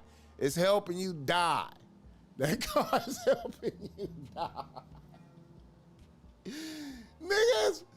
Niggas go spend hundreds of thousands of dollars on something that'll help them die. This is gonna help me die. I can't wait to get this Batmobile without bulletproof nothing on it, so it can help me die, so niggas can see this and immediately just get jealous as fuck. There you go, kill him, rob him. There you go, right there. He in there. If I got it parked outside, he in there. He around here somewhere. Oh shit! They go whoop-de-whoop Batmobile right there. He around here somewhere. Let's wait. Let's wait and follow. And you ain't got no bat cave like Batman, so they can follow you home. You know they can follow you home. You ain't got no bat cave like Batman do, where he drive to some side of the mountain that open up and close the side of the mountain. You driving up to a house. You know what I'm saying? Man, niggas, it's over for that. Them days, listen, man, I don't know what niggas is on out here, man. Nigga, you shouldn't even, in this environment right here, in this Los Angeles environment right now, man, listen. You need to be driving around in some bulletproof shit. You know what I'm saying? Some shit that you need to be driving around in some shit that look regular. Look, it just blend into nothing. It just look like nothing. It just look like nothing. It look like you driving in nothing. You need to look like you driving in nothing. You need to, when you get in your car out here, you need to just vanish and appear at where you going. You know what I'm saying? You pulling up, if you pulling up in a Tesla truck, oh man, OBS. If you pulling up in a Tesla truck, you ain't doing nothing but making niggas. It better be bulletproof. I think the Tesla truck is bulletproof though. I think Elon got that for you. I think Elon knew what was up with that. Elon automatically made the Tesla truck bulletproof. Yeah. Cause you making niggas mad. When you pull up in a Tesla truck, niggas is hot. Niggas is hot. Yeah. I think that's automatically bulletproof. Hit the like button for this game. I've been talking like almost 2 hours. Let me see.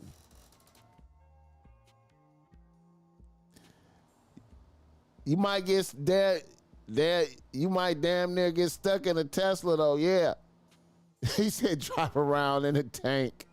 You might as well.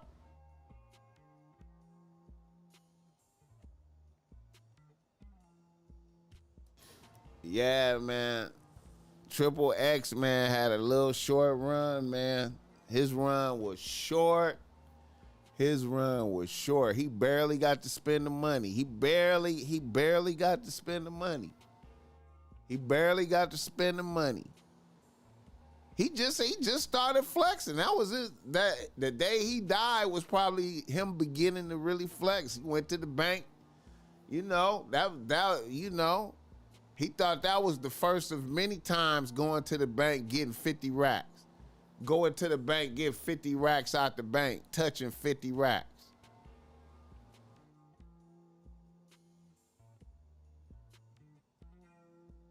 Going to the bank, touching 50 racks.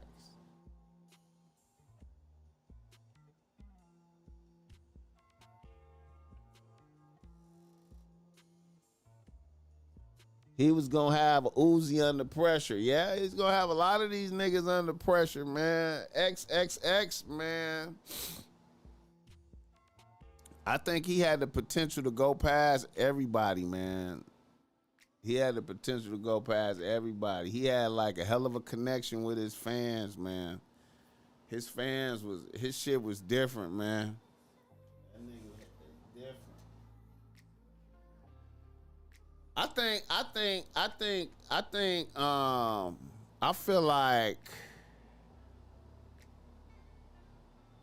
feel like XXXTentacion blew up No Jumper. I feel like when he went on No Jumper, that took No Jumper to another level. I feel like that took it to another level.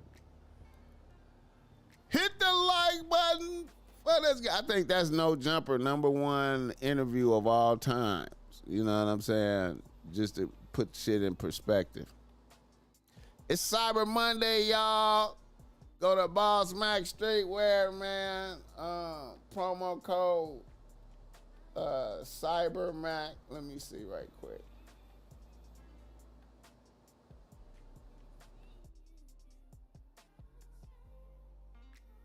Yeah, man.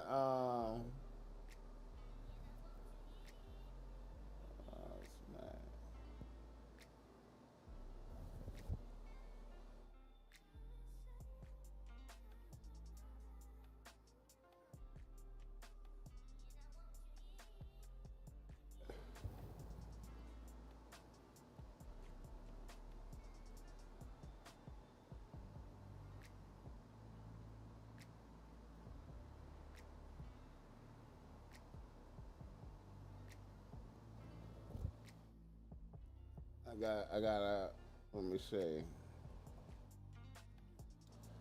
Promo code CyberMack.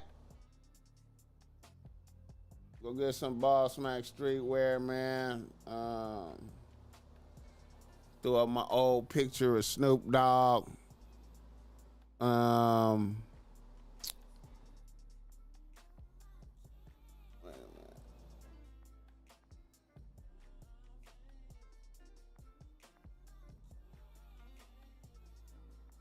Promo code CyberMack there. I suggest y'all go grab some mystery boxes. You understand me? And tell me what you want and leave in the comment section what you want in that mystery box. Leave it in the comment section. I'm check out what you want in that mystery box. I'm lacing niggas. Help me help you, nigga. You know what I'm saying? Shot with BossMack, keeping the podcast going. And then I'm gonna get you your issue. I'm gonna get you what you need. You know what I'm saying? The Bless That Bitch shirts is just out of here, man. Motherfuckers is, man, I can't believe how that's the #1 seller right now is the Bless That Bitch shirts is just out of here. Every color. Every color. I'm going to introduce another colorway, man. Every color. I'm surprised, man. That's the, man, every color. Bless that bitch. You know what I'm saying? Shout out to everybody that fuck with that, man. Niggas be approaching me in the streets with that, like, bless that bitch. Niggas be yelling that shit at me, man. I be like, damn, man. But Cyber Monday, y'all. Fuck with that. What's good, Boss Mac from Northside, Minneapolis, Minnesota? What's up with it? I gotta call my people, man. That's a trip that you tapped in from Minnesota, man. I gotta call my auntie and my uncle, man. They out there. But they live up in they live in the white people part of Minnesota where they be talking funny, where they talk like they from Sweden and shit. They talk like Fargo. Like my uncle and them live where they talk like Fargo and shit. I gotta call him and see how he doing, man. I might like in a couple weeks, man, I might fly out there, probably like in January or something. I might go out there and do a podcast and interview my uncle, man. You know, he getting up there, man. I gotta do like like how I did for my moms, you know what I'm saying?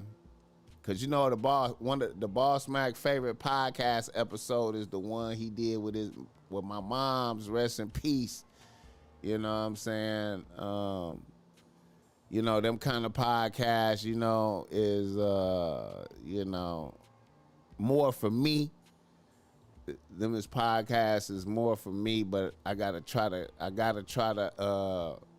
you know, this podcast game is a beautiful thing with regard to you know, capturing people, you know what I'm saying, especially before they leave up out of here, man. You know, my uncle getting up there, man, so I'm gonna take all my equipment out there and interview my guy, you know what I'm saying. And you know, for BossMack though, that's just for the BossMack. Who is that? TBE Takal. Hella funny. Make sure you pack long johns and thermal. I know. I already know. Freezing cold. But you know what though? Man, I be liking that shit though, man. I ain't gonna lie. See, I bet, you know, the BossMack was born in Milwaukee, Wisconsin, man. But you know, I was raised in Bompton. You know what I'm saying? I was raised in Bompton. But you know, I just have a love for the snow, man. No matter, not the white bitches, but the winter. I have a love for the winter and the freezing cold. You know what I'm saying? I don't like being stuck in it, but a nigga have love for it and appreciate it. And you know, Minnesota, land of 1,000 lakes, I think it is. I think it's land of 1,000 lakes and shit. You know what I'm saying? And you know, just to go out there and just tap in. You know what I'm saying? Smoke some weed and shit out there, you know, be vibing. San Diego in the building. That's what I did. I interviewed my grandparents before they passed. Yo. Yeah, man. He said I could have it. I would rather be in the California sun. At the end of the day, Hawkeye 720, what's happening? Yeah, at the end of the day, you know, I'm loving the California sun, and I'm going to the beach today. I'm gonna be out there at the beach today. You know what I'm saying? Going to do my meditation at the beach. You know what I'm saying? And I love that. I love all the seasons, though, man. The BossMack love all the seasons, man. I ain't gonna lie, man. Just keeping it real, man. Loving all the seasons, man. Milwaukee in the building. But you know, Milwaukee got a special space in my heart, man. Even though it's Milwaukee, motherfuckers be getting unalive like a motherfucker in Milwaukee, man. But shit, man. 10,000 lakes if you like to fish. I forgot. I said 1,000 lakes. 10,000 lakes. My bad. I said 1,000 lakes. I disrespected it. 10,000 lakes. That's what y'all got on y'all license plates out there. 10,000 lakes and shit. Yeah, man. Yeah, the BossMack like fishing, man. My people live on one of them lakes. My people live on a lake. You know how it's just a lot of lakes and shit. I don't know why it's like that, though. But my people live on a lake, though. You know what I'm saying? They got the boat in the backyard type shit. They surrounded by white people, though. You know what I mean? Shitty white people, too. They shitty. Damian Sanderlands. The Lakers' name come from many. Yeah, that's right. That's right. That's right. That's right. Yeah, my people's live around shitty white people too. I was amazed that they was able to live out there so long, surrounded by that level of you know, they just shitty, man. I remember, man, they some shitty white people out there, bro. Hit the like button. Greatest BossMack, Max Wall. What's up with it? Phoenix Smiles tapping in from Kentucky. It snowed here over the weekend, man. Shout out Kentucky, though. Shout out Kentucky Bluegrass in this motherfucker. All right, we did 2 hours. Let me get to the reader listener email, man. We got a couple reader listener emails. You want to be ready? Let me see. Let me see. Let me see. Oh yeah, I forgot. I forgot about this. Shout out to Biden.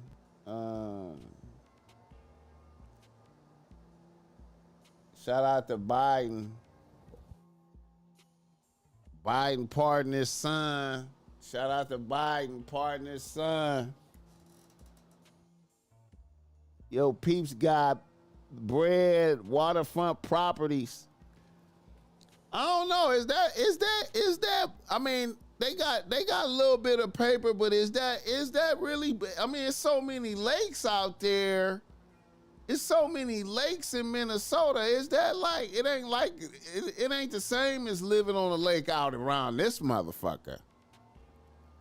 Living on a lake in Minnesota ain't the same as living on a lake around this motherfucker. Or even Milwaukee. Like if you live on the lake in Milwaukee, you highly paid. That's exclusive neighborhood. If you live on Lake Michigan in Milwaukee, hey. But Minnesota though, like it's a, you know, all them little lakes is them lakes, you know what I'm saying?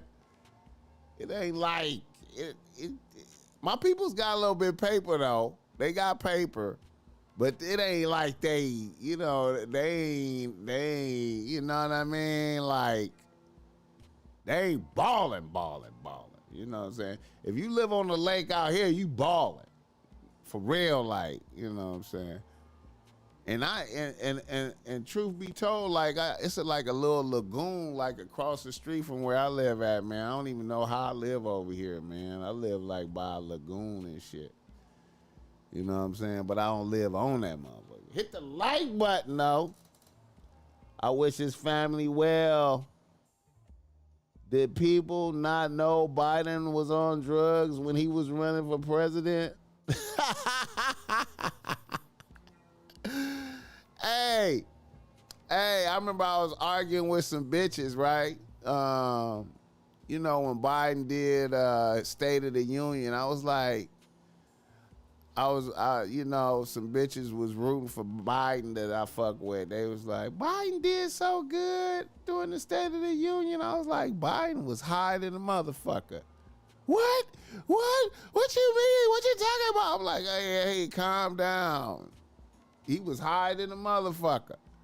He wasn't high. Why you gotta be hating? You hating on Biden. He did good. I'm like, hey, he was high. He was high as fuck. I was like, I wonder what kind of drugs them is. You know what I'm saying? I wonder how it go. Like, you know, how long do we maintain that level? But shout out to Biden. You know, hey, this is what you supposed to do. See, you know, hey man, see the way I see it. If I'm president, you know what I'm saying? If I was president like Obama was, I'm crashing out for niggas. I'm gonna crash out. I'm looking out for niggas. I'm doing as much as I can for niggas. And then, you know, when I ain't in office no more, if they come for me, I get killed, whatever. I'm looking out for niggas. You know what I'm saying? I'm crashing out for niggas. Fuck that. You know what I'm saying? So I respect Biden looking out for his son. That's what you're supposed to do. Yep, not guilty. Yep, I don't give a fuck. I don't give a fuck if he was smoking crack in the White House. He ain't guilty, nigga. You know what I'm saying? I'm gonna check this motherfucker my damn self. You know, I'm disappointed in this motherfucker, but he ain't going to jail though. Fuck that. Biden had that Fetty patch on. Hey, you know what I'm saying? Biden, I feel like Biden gonna be in the nursing home with a quickness. Run for president, BossMack. I wish I could, bro. I would if I could. You feel me? And if I won, I'm crashing out for niggas. Crashing out. They gonna remember this too. If I ever run, they gonna be like, you said you was gonna crash out for niggas. Yeah. I'm looking out for everybody though, but I'm crashing out for niggas.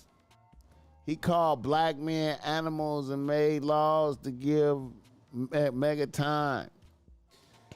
Yeah, I never did trust Biden. I never trusted Biden. Never liked him. You know what I'm saying? I never voted for him. I never liked him. I always liked Donald more. I always liked Donald more, man. You know what I'm saying? You know. I always liked Donald more. Speaking of Donald, man, you know what, man? At the grocery store, man, I seen some unprecedented shit at the grocery store this past week, man. There's some unprecedented shit, man. I saw the price of ground beef jumped $1. You feel me? Ground beef, a pound of ground beef at Ralph's for they shittiest pound of ground beef, the 17% fat ground beef, the shittiest pack is $5. It used to be $5, right? See, I cook so much, I just be paying attention to this shit. It used to be $5. Then it went to $5.50. Then it went to $5.50. And I was like, damn, 50 cents? And now that shit is $6.50. $6.50 for a pound of ground beef, the shittiest one. I was like, what? See, I be looking at that little shit. Like the price of kale. Seen the price of kale go up like 50 cents. You know what I'm saying? Little shit. Them whole $7. I just bought some last night. I be noticing that little shit like that, bro. I noticed that little shit. You know, strawberries $5 a pound now. You know what I'm saying? You know what I'm saying? You know what I'm saying? Avocados. They try to be slick. 2 for $6 for avocados, bro. 2 for $6. I'm like, what y'all doing? What y'all doing? What y'all doing? You dig me? Man, you gotta have that EBT plug out here, man. You gotta have that EBT plug, bro. You gotta have that EBT plug. How's avocados breaking the bank? Yeah. That's a lot for ground chuck. I call it mystery meat. Ain't no telling what else they adding to it. Hey, look though. That 90%, that 90% lean ground beef. Oh man, they want $8.50. They want $8.50 for that. They want $8.50. And you know the boss might be fucking with that bison. I be fucking with bison. I ain't gonna even lie, man. I be fucking with bison a lot. You know what I'm saying? I be fucking with bison. Shout out to Joe Rogan. Joe Rogan got me on bison and shit around this motherfucker. I wouldn't even be fucking with bison until Joe Rogan. See, that's straight out influencing the BossMack. Straight out, nigga. Had to grab some bison. That bison fire. 100 plus in the building, Yasin Bay. Yeah, we getting love nowadays, man. Even McDonald's expensive now. Nigga, what? Nigga.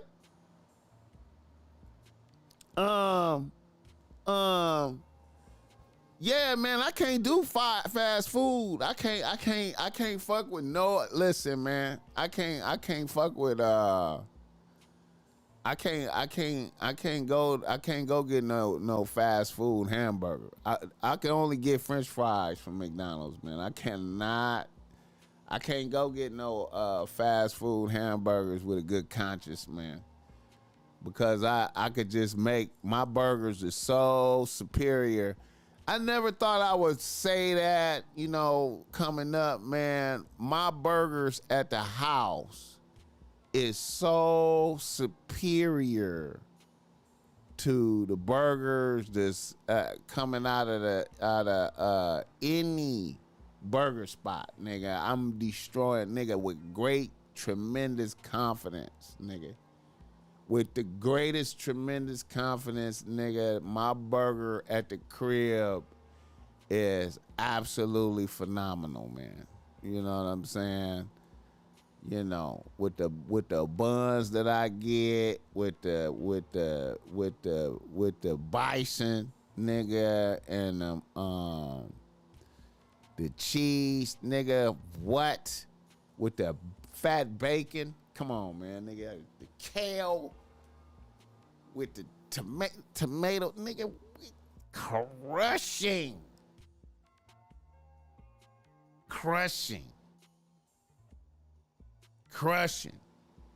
And then the cold part of the game is it costs less than it's coming in less than the fast food, because the fast food or burger special is $20. Fast food or burger special at Carl's Jr. is $20. You know what I'm saying? For some bullshit though. It's bullshit. Nowhere near. Turkeys, man.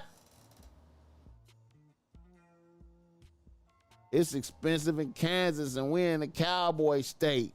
Man. Hey, man. Shout out to my homegirl, too, man. My homegirl just called me this weekend and told me about a spot. She was telling me about a spot that got the meat pack for $50. It's like a good ass deal. Shout out to the homegirl Star. She was telling me about the meat pack at Miracle Market. I gotta go pull up and grab one of them. Facts, BossMack, house burgers, house chicken better than restaurant. Man,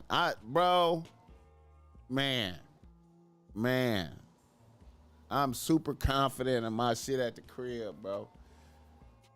I'm doing everything better at the crib. Even my steaks, man. My steaks is superior to I be, personally, man, I be feeling like I'm greater than Ruth Chris around this motherfucker, man.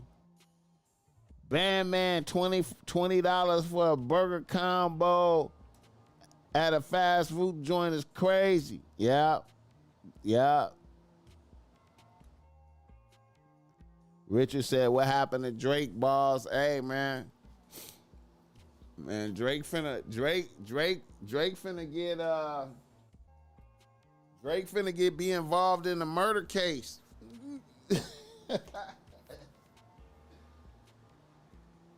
Drake finna get his Diddyism. Drake finna get the Diddy shit.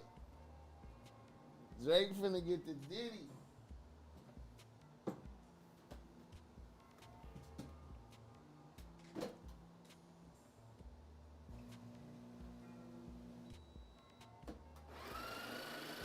Drake finna get the Diddy shit.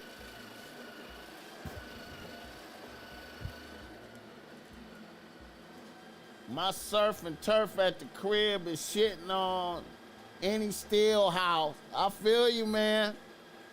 Imagine what it's gonna look like with the tariffs. I'm concerned about that. Technobility, I'm concerned about that. But Donald, I don't know though. I'm feeling like Donald might have a trick up the sleeve though, man. I feel like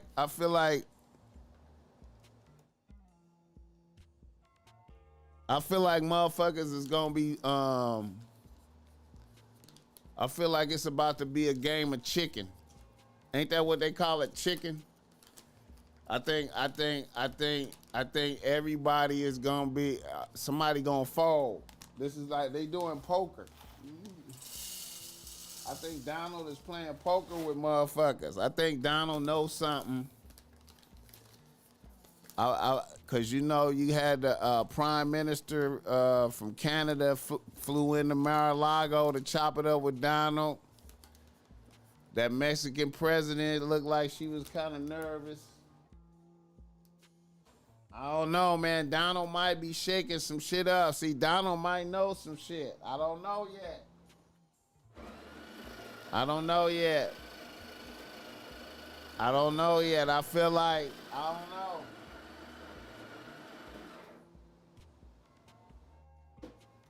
But them tariffs got me concerned, but I feel like Donald playing poker. I feel like Donald doing some poker shit.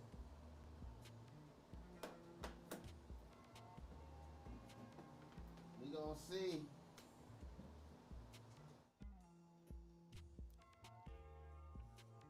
We gonna see. Hit the like button. We gonna see, man. All right, let me give me some,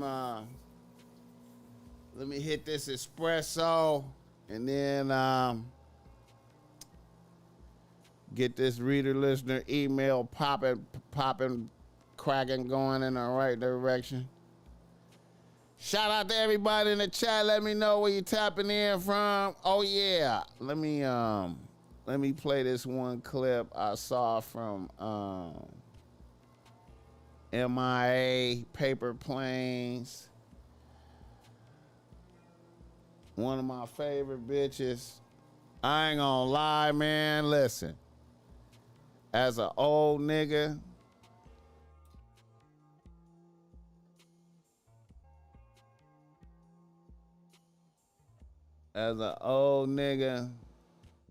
I am not gonna lie.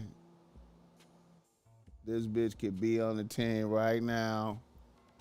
I would fuck with her. Shout out to this bitch. I always like this bitch right here. Me to do is get plastic surgery. I'm not insecure because I would have got plastic surgery. So their argument of Maya's fucking insecure, that's why she needs to fucking massage her ego, fails because you turn around and ask them, what women do you know who hasn't had plastic surgery around you? All of them have. I'm the only one who didn't, which already proves the fact it's not insecurity. Because if I was insecure, I would have done that 100 times over. Even when I met Jay-Z and I signed to Rock Nation, the first thing he told me to do is get plastic surgery. And I didn't. Because it's okay. Guess what? I'm 50. And I'm totally fine with the fact I am, because, yeah, I fucking took off when I was 30. Because it took 10 more fucking years than any other, because I was the first and I was the new and I was like making something interesting happen that wasn't fucking happening before. Even when I met Jay-Z and I signed to Rock Nation, the first thing he told me to do is get plastic surgery. I'm not insecure. Shout out to MIA, man. 50 years old. She look good than a motherfucker, man. She is not burnt out. She is not burnt out, bro. Man, I remember Paper Planes was the shit, man. I remember Paper Planes was the shit. I fuck with her.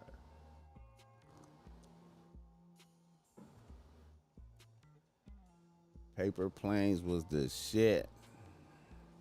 Technobility, what you saying? Meanwhile, your groceries will go up 5% while they're playing poker. If they really wanted to get it right, they'd increase the tax breaks for U.S. made products. I don't know. We're gonna see. We're gonna see, man. I feel like Donald. I don't know, man. I feel like Donald ain't gonna let everybody suffer, man. I don't even think he gonna do that, but we gonna see. Cause people gonna start talking shit. People gonna be talking shit. You know what I mean? White people is gonna be talking shit. You feel me? If the grocery prices go up some more, they gonna be talking shit. Hit the like button. All right. Let's go. Reader listener email. Reader listener email. Oh.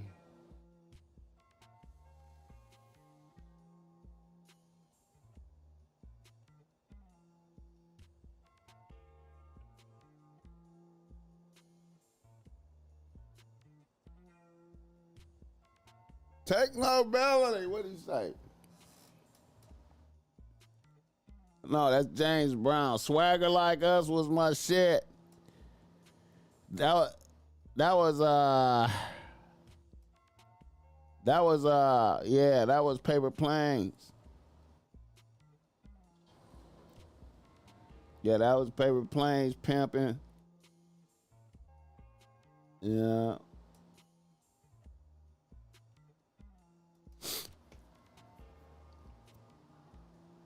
Yeah, 50 years old. See, that's what I'm talking about, man. Certain bitches, man, see, she got low mileage. That's low mileage, man. That's low mileage for 50. That bitch got low mileage. That's low mileage. Hit the like button. I like bitches like that, man. I like old bitches with low mileage, man. You know what I'm saying? Them is cool bitches, man. You know what I'm saying? Reader listener email, all right. A nigga from Atlanta writes to BossMack. He say, BossMack, I'm new to the pod via the shorts I appreciate the vast amount of game you put out there. I am amazed at how you are putting out game that seems like comedy and an advanced vocabulary lesson as well. Salute. Now let me put forth my situation for analysis. It is grim indeed. I am a 32-year-old nigga with a 3-bitch team. I currently work as a software engineer at Nike, and I have a few properties I rent out. I'm doing good financially. My main bitch is a 28-year-old beautician, and we live together. We have been together for 2 years and living together for about 9 months. My number 2 bitch is a 26-year-old bad bitch working in marketing for the Museum of High for the High Museum of Art. And my number 3 bitch is a 26-year-old bad bitch working in marketing. Wait a minute, no. Is a 27-year-old almost bad bitch working as a ticket executive for the Atlanta Falcons. The issue is with my main bitch. I found out my main bitch is fucking one of my close homies. I discovered this last week when I followed the bitch around for a day or two.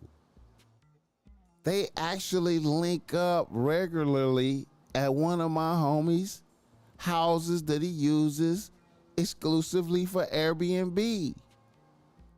The cold part of the game is this is one of my very close peoples. This is a nigga that knows about my side bitches. This is a nigga that comes and hangs out at my crib sometimes. I know I have to kick this bitch out of my house.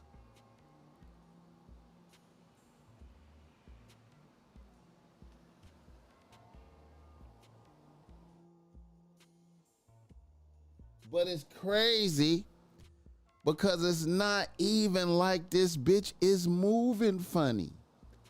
I found out this information from a bitch that I know that my bitch doesn't know, who recognized my bitch from when I posted her on my IG page. She has seen them out eating, looking like a couple at a ducked off spot. I feel like a sucker because I put a bitch in position to win out here. I bought the bitch a new Tesla that's in her name. I was really thinking about marrying a bitch. Now I don't want to do some explosive shit and blow up the spot and get violent.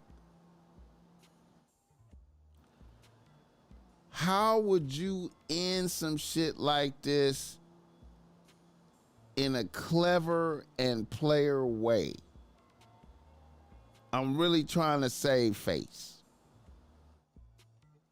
Okay.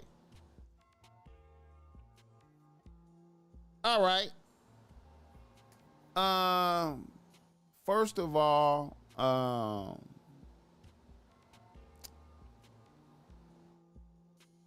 no man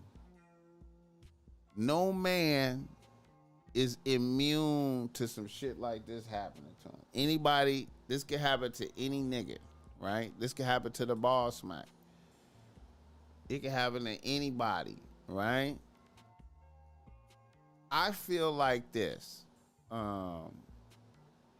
We always, like, niggas have a tendency.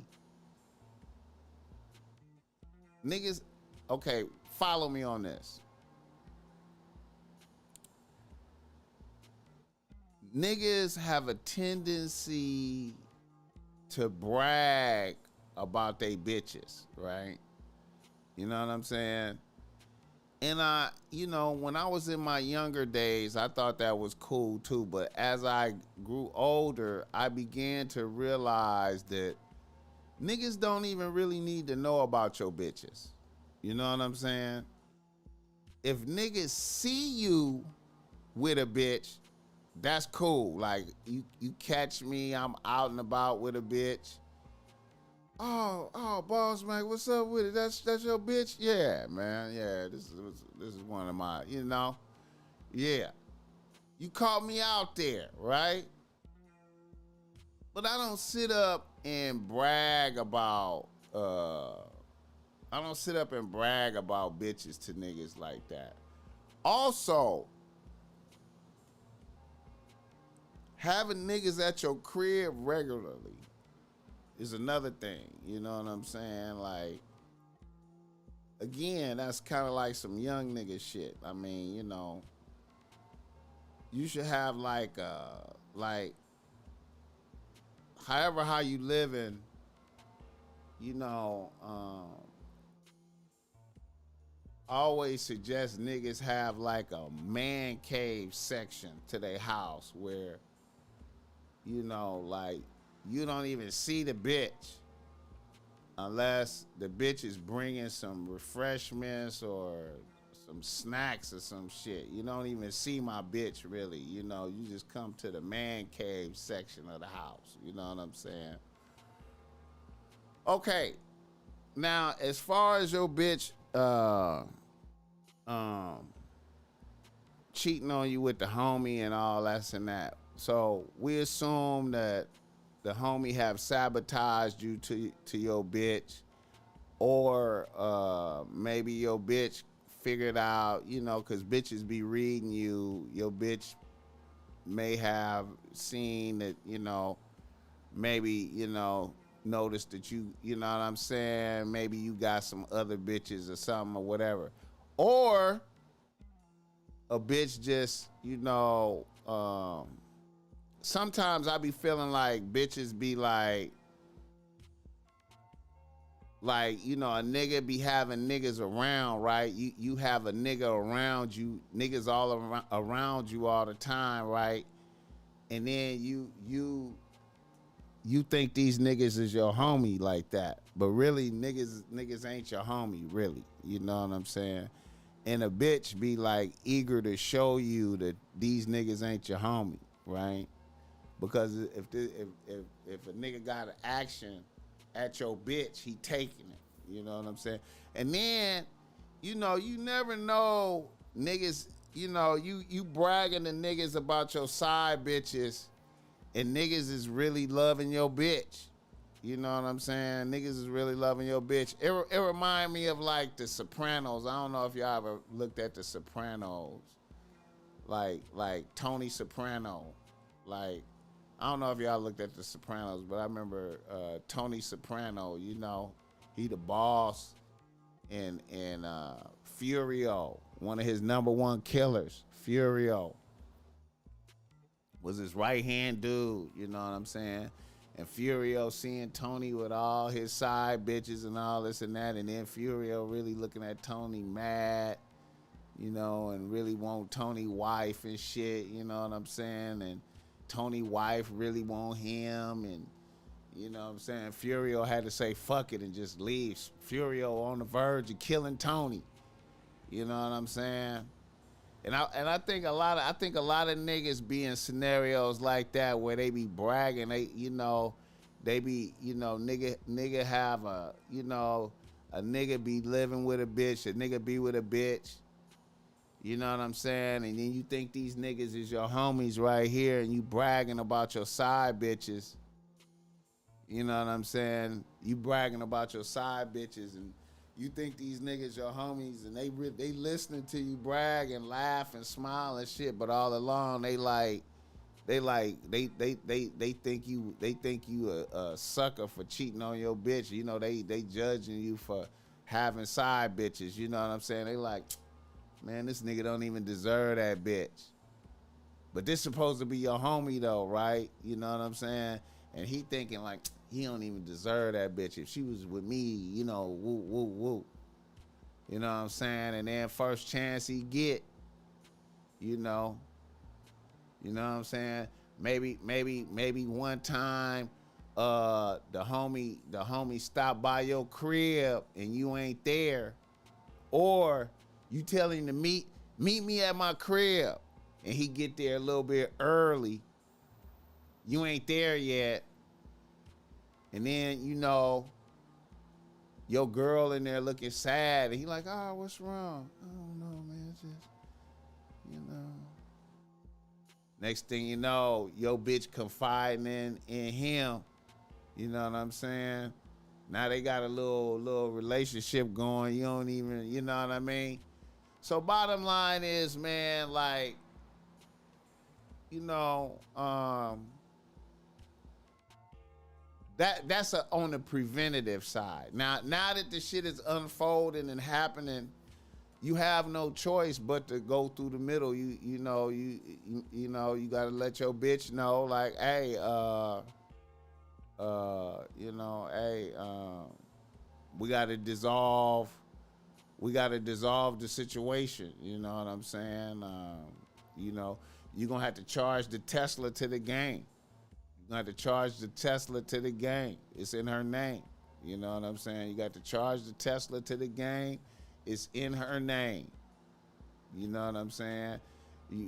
Hey, you learn a lesson. You know, charge the Tesla to the game. It's in her name. You know what I'm saying? And then you're gonna just have to let her know, like, hey, you know, I know you fucking the homie. You know what I'm saying? My feelings is fucked up. You gonna have to move. You know what I'm saying? And you know, hey. You know what I'm saying?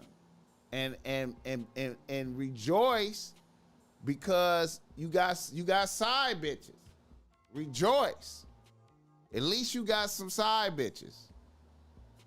You know what I'm saying? At least you got some side bitches. And rejoice.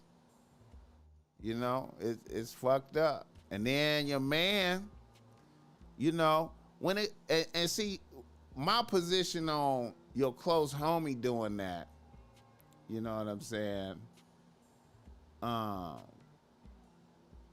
My, you know, as in my younger self would say, I need that fade, right? My younger self. But my older self is like, you know what?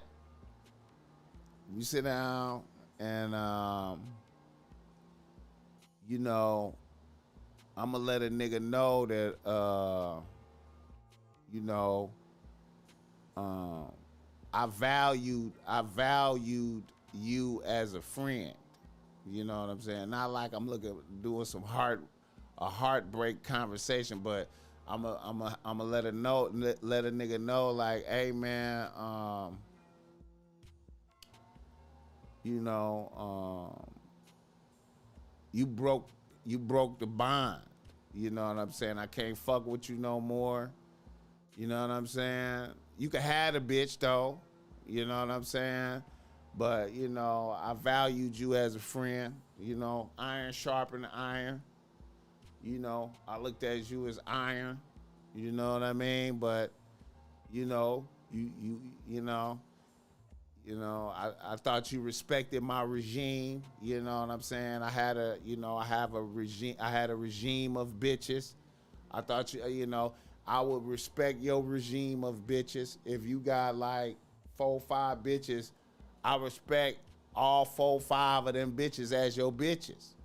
I'm not judging you because you have 4 bitches. You feel the need to have 4 bitches, so they all your bitches. So you view my regime, you seen that I had 3 bitches, and you decided that I was doing my bitch wrong, but you know what I'm saying, or whatever. So you interfered in my regime. I invited you in my house. We are no longer in association. And you can have a bitch. You can have the bitch. It's your bitch. You know what I'm saying? You got her fair and square. You feel me? You know. But know that if you know, if I was presented with the same situation, I would have left your bitch alone. You know what I'm saying?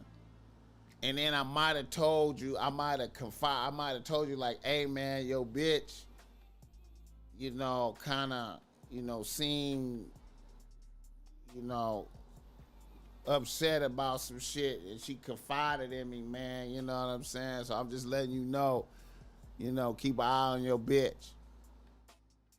You feel me? But yeah, I would let niggas know that, you know what I'm saying, greatly disappointed, you know what I'm saying, and we can't be in association no more. And then I kick the bitch out. The bitch gotta go. Bitch gotta go.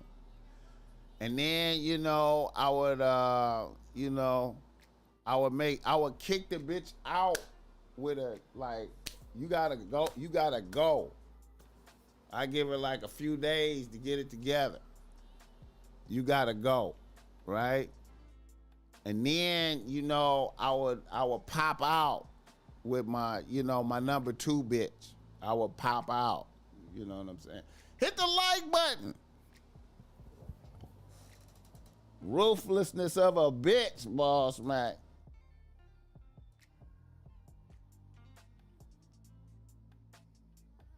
Yeah, man. I always say, man, like I said, man, in my younger days, you see, it really ain't no reason to have niggas at your house like that, man. Unless they coming to see you in your man cave. You know what I'm saying? Niggas come straight to the man cave. You know what I'm saying? You know, niggas come straight to the man cave. You know what I'm saying? No niggas at the house. You know what I'm saying? At the place of business or at the man cave. You know what I'm saying? But no niggas at the house, man. You know. Hit the like button for this gang. All right, let's do another reader listener email. Let's do another one.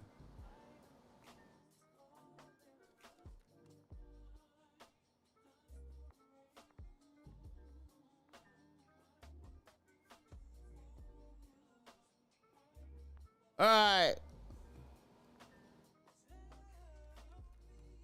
A nigga from Los Angeles. Right the BossMack. He say, BossMack, I'm a long time listener and I appreciate the game. I'm a 29-year-old nigga getting chilly as a chemical engineer. I have one bitch on the team right now, a 26-year-old administrative assistant that works for the same company as me. Let's call her AS bitch. Here is my situation. I was also trying to date another bitch that works at the same company as me, a bitch that looks about the same as the bitch I'm with now, only a couple of years older. This is a 28-year-old bitch that works as a lab tech. Let's call her lab bitch. Okay, here's the scenario. I was flirting with the lab bitch for months with no action. Then one day she was like, okay, let's go out to dinner. So I took the bitch to the 555 Steakhouse in Long Beach. The date was kind of rocky and awkward. I couldn't really get the bitch to engage in conversation. She kept looking at her phone.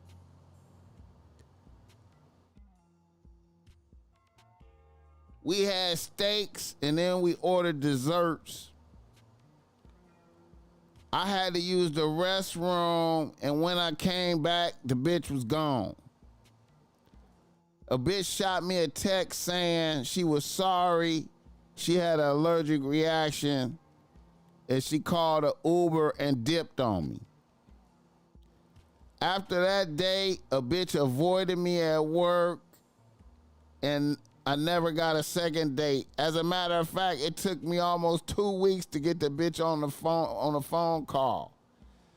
I didn't want the bitch to go to human resources on me, so I left her alone. Then about a month after this happened, AS bitch gets hired. We ended up at the same Pinkberries not too far from the job, and I struck up a conversation. The vibes was good. Next thing you know, we were dating. We had been dating for a good 3 months, and then Lab Tech bitch got wind of it and gave me a call out the blue. She said she knows I'm surprised to hear from her, and she had to tell me what happened. She said she had a sexual dream about me, and that was a sign that she needed to call me. She said she needed to give us another try. We need to go out on another date. BossMack, what do you think about this? How would you play this? All right. First of all, you fucking with too many bitches at the job. I'm against fucking with bitches at the job. The BossMack is against fucking with bitches at the job. But you already fucking with a bitch at the job, and it's going okay, so hey, you know. Now, as far as the first bitch not fucking with you and then wanting to fuck with you now that other bitches is interested in you, that's the natural flow of reality. Bitches only like niggas that have bitches like niggas that have other bitches. You know what I'm saying? Obviously, a bitch probably thought you wasn't capable of having other bitches at first. You know what I'm saying? So she see the other bitch on you. So, you know, now, you know what I'm saying? A bitch, you know what I'm saying? And that's all good.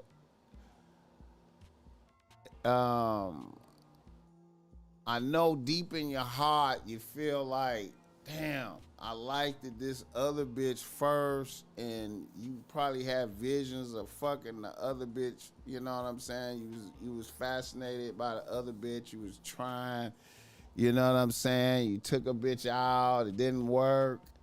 And now you have leverage. Now you have leverage because, you know, you got the new bitch and she's younger, and the leverage is working. And when you see the leverage working, it make you excited, man. You see the leverage working, you like, damn, bitch is really fucking with me. And see, now in your mind, you could go out with both bitches, kind of. In your mind, it seemed like, damn, I could just go ahead and take a date with a bitch right now. We could just hang out right quick, and maybe I could fuck right quick. You know what I'm saying? But see, the Lab Tech bitch whole go, like, let's say if you go out with the Lab Tech bitch, right? And y'all gonna have a good experience. If you go out with the Lab Tech bitch, y'all gonna have a good experience. She might let you fuck the first night. She might just let you fuck and get right to it, right? But really, she doing that so she could go and let AS bitch, the administrative assistant bitch, she gonna immediately let her know that you is her nigga first. You know what I'm saying? Or she gonna step to her and be like, you know, what's going on with y'all, because we go out, we be going out. And then it's gonna be up for you at the job. You feel me? You know. So I know you see, you was on the lab tech bitch first, right? And she might still hold a greater appeal to you than the bitch that you got. You know, bird in the hand, you know, you got this bitch. But, you know, you wanted that bitch. You know what I'm saying? And now she's showing interest, right? And you want to at least taste the flavor. You want to at least taste the flavor. Because you was imagining the flavor, right? You was imagining the flavor. What would it be like to fuck this bitch? You know what I mean? You've been watching her walk through the office and shit, looking at her ass. You know what I'm saying? Envisioning fucking. And here it is, presenting itself now to you. Right?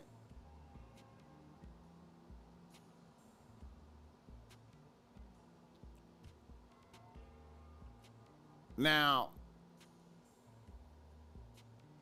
you could not give a fuck about your job and all of that and just go forward and blow up some shit, because it's gonna blow up. If you fuck the lab tech bitch, it's gonna blow up, right? But you will get the experience of fucking, right? Or you could be wise and play it simple. You know what I'm saying? You could be wise and just deal with the bitch you have. You know what I'm saying? And let it run its course. You know what I'm saying? Deal with the bitch you have and just, you know what I'm saying? And keep the drama down at the job. Because if you fuck with the lab tech bitch, you taking a chance with spike and drama at the job. You know what I'm saying? Because lab tech bitch is jealous of the fact that you got the new bitch. She didn't think you had it in you. You know what I mean? So, as the BossMack topsoil, I would, you know, even though that's not the fun choice, the fun choice is to fuck with the lab tech bitch. Right? And roll the dice. That's the fun choice. And see what happens. But the practical choice that's gonna lead to prosperity and protecting the bag is to just deal with the bitch that you have. You know what I'm saying? And you know, if you need to add another bitch to the team, add another bitch to the team that works somewhere else. You know what I'm saying? Do not, you know what I'm saying? Because lab tech bitch is, as soon as you hit her with the dick, as soon as you go out with her, and y'all have a good time, her next move is to let the administrative assistant bitch know that you is her nigga. You know, that's her next job. You know what I'm saying? See, the bitch is she's motivated by the spirit of competition. That motivates all bitches, is the spirit of competition. You know what I'm saying? So, you know,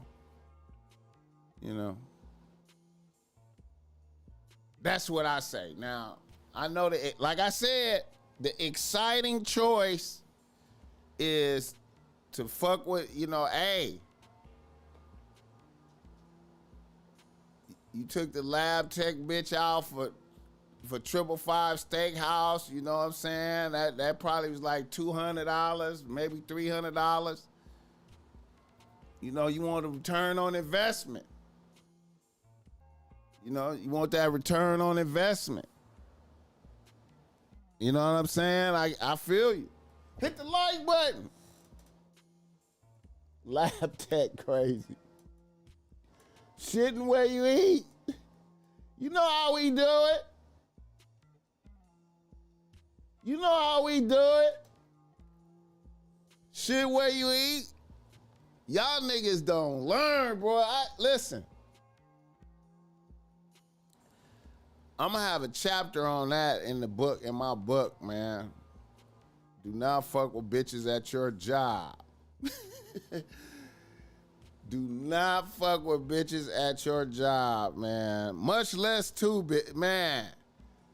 Fucking with one bitch at the job is dangerous. 2 bitches at the job?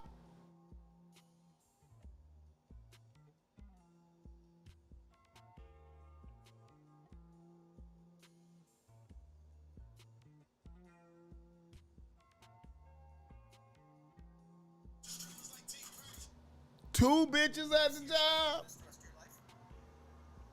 I'm 68 now. Your life ain't over.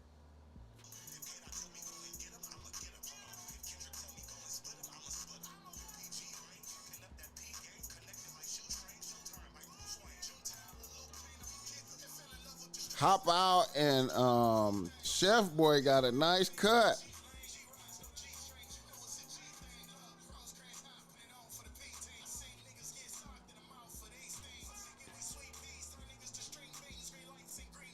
Hop out and Chef Boy.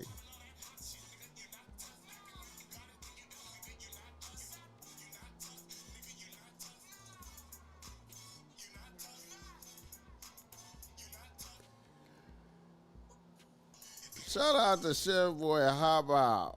They got a little cut, man.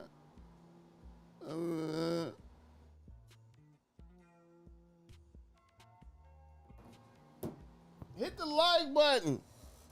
No job, no neighbor, no landlords, no homies, current or past rotations. Hit the like button. How long I been on here, man? Ooh, shit.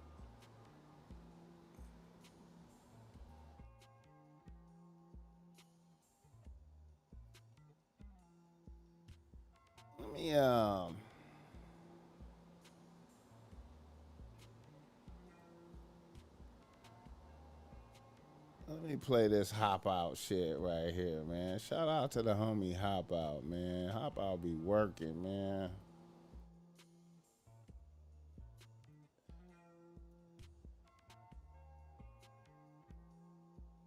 That nigga, man.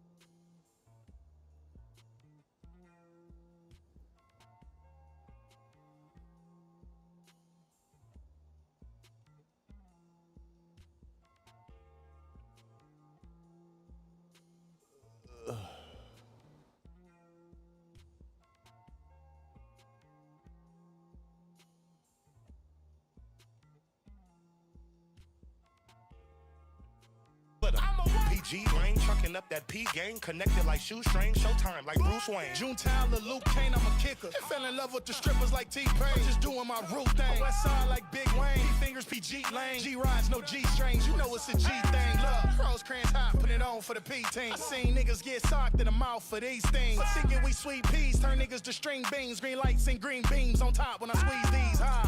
Hey, you're not tough.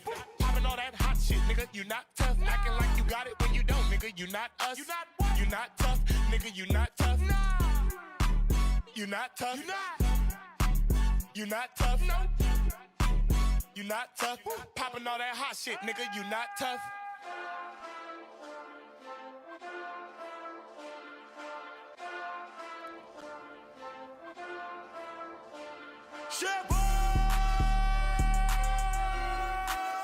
Let me push down Bentro, turn it up a little.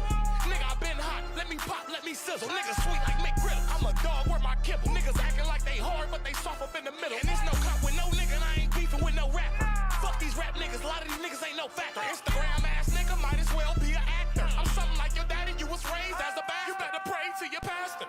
You better pray for redemption. Talking all that shit, but my name you shouldn't have mentioned. I'm hotter than a pot of Granny Greens in the kitchen. My name is Chef Boy, so you know I'm finna whip it. Finna whip it like a slave, whip it like a horse. Yeah, I'm hotter in the kitchen and I'm fire like a torch. I'd rather be judged by 12 while I'm sitting in the court than to be carried by 6 cause I was struck by a door. Cause life's short, so be a good sport. Cause you could die all type of ways, so pick yours. Hop out, kick doors, to get shit sorted out. Turn it to a slaughterhouse delivery, who ordered out? Class side bond, we the hottest out. You ain't gotta do all the adding up the body counts. Body down, suspect body found. Right after the bounty had the body clowns. I don't want these niggas out here talking, all these bodies round. Hate yo.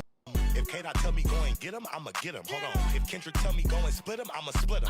PG brain, trucking up that P gang, connected like shoestring, showtime like Bruce Wayne. Junetown, Lil Luke Kane, I'm a kicker. Fell in love with the strippers like T-Pain. Just doing my root thing. West side like Big Wayne. Fingers PG lane. G-Rides, no G-strings. You know it's a G thing. Look, Rosecrans hot, put it on for the P-team. I seen niggas get... Hit the like button.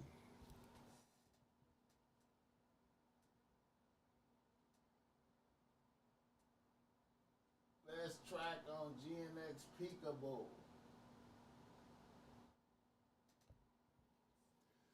Yeah, I kind of like this, man.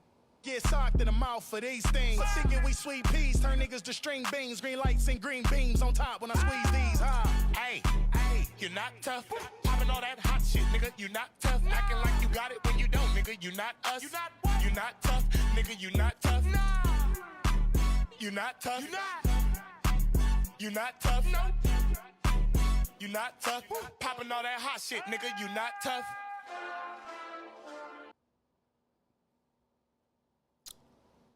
Yeah.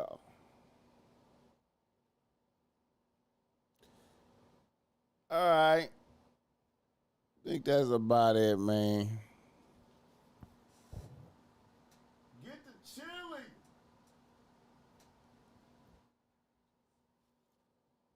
Oh, shit.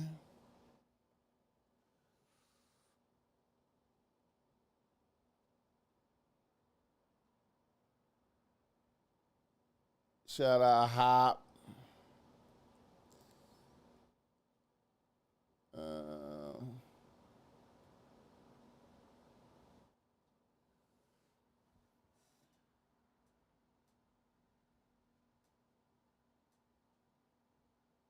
Hey, did Weird Blood bring Jakes to town yesterday? I ain't heard nothing like that.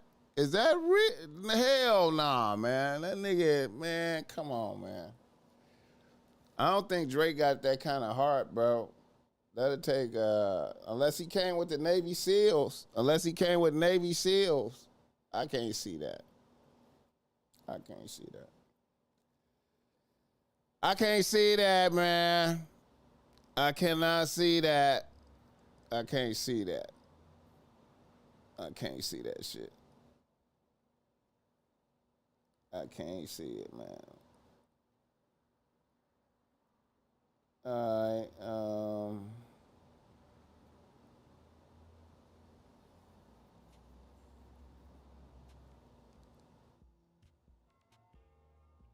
Let me see if we got anything else I missed right quick before.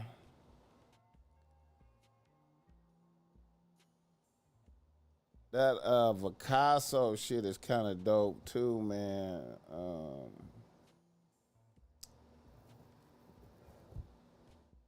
Let me see if I can play one of those Picasso joints.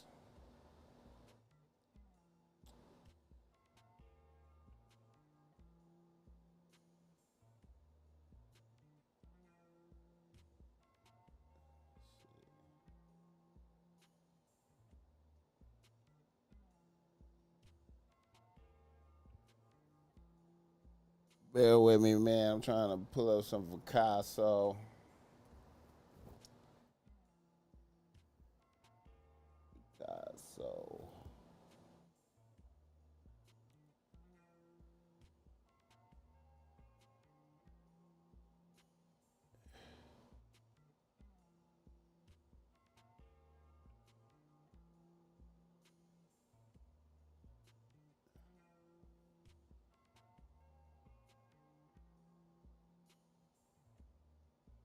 Picasso got like more motion on Spotify though right now.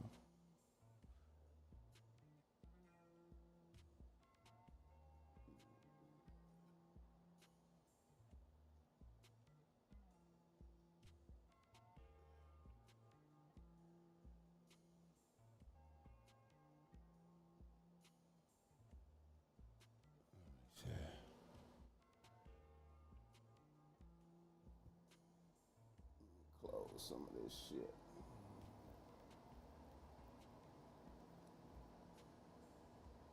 Close that. Close that.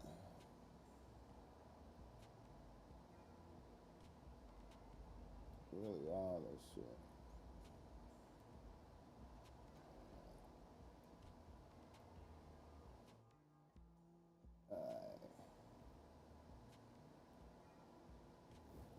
Pull up Spotify.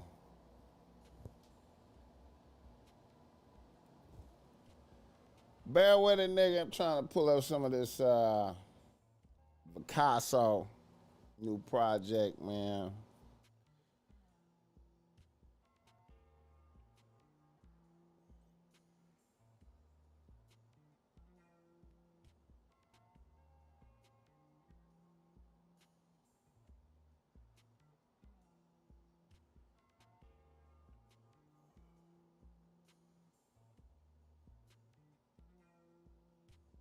Picasso.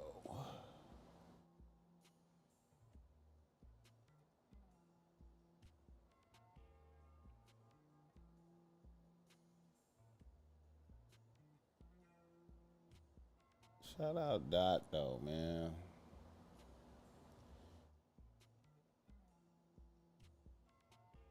It's gonna be crazy if y'all gotta think about this, man. If this battle with Kendrick, if Kendrick crushed Drake into the penitentiary, can y'all imagine that? Crushing Drake into the penitentiary. Look at Picasso. Picasso monthly viewer listeners is up, bro. On Spotify. I'm gonna play this one cut.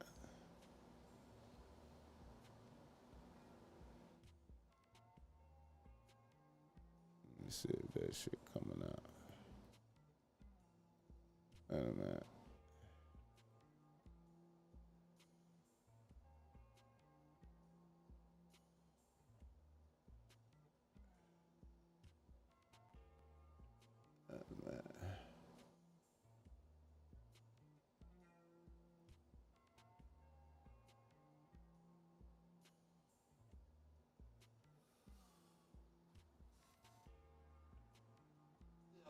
K-Dot fans, sad right now. A battle. We ain't getting no. We not getting no to 2032. Now I don't know about that. He might have another album, man. I don't know about that. He might have another album. He might have another album. Let me play this.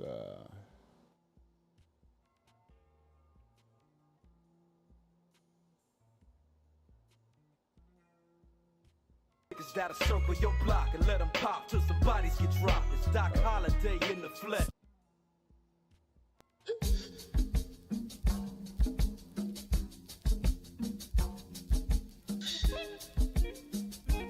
This is Picasso. Max Julian, super fly, no suit and tie. Rockin' vintage car canal, legend like Carlton Hines. Rare ambulance, the double R piece, one of a kind. Black Odama Enterprise, customized design. Winter's time, ice like the wintertime. You can feel the ambiance, we the men of Renaissance. Cruising in a Cybertruck, but metal on me, Cybertron. I strategize like Genghis Khan, my pen is like a hydro bomb, an icon. Shout out to my Dover connection, financed by the dope. Rap chupacabra, I'm a problem, known for killing ghosts. The illest quotes, let's call to y'all, let's propose a toast. Sipping mango mimosas from the dock, you can view the coast. We do the most, all praise the most high, we survive the slums. Gave you my life behind these bars way back in volume 1. Living legends, we them hustlers and them G's you love. The kingpin, I know the plug for them deluxe drugs.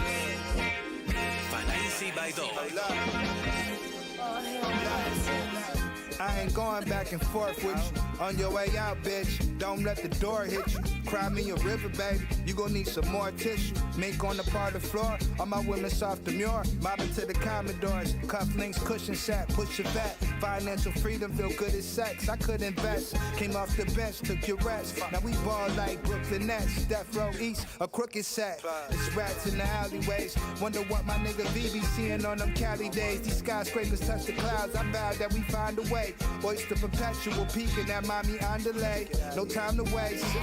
Fuck what Simon say, I'm grinding till I find a play. Now I ain't tricking on no hoes, I'm trying to line the safe.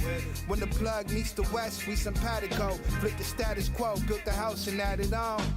A long way from the walls that they was tagging on. Niggas ask where you from, thumb, better have it on. I'm gone.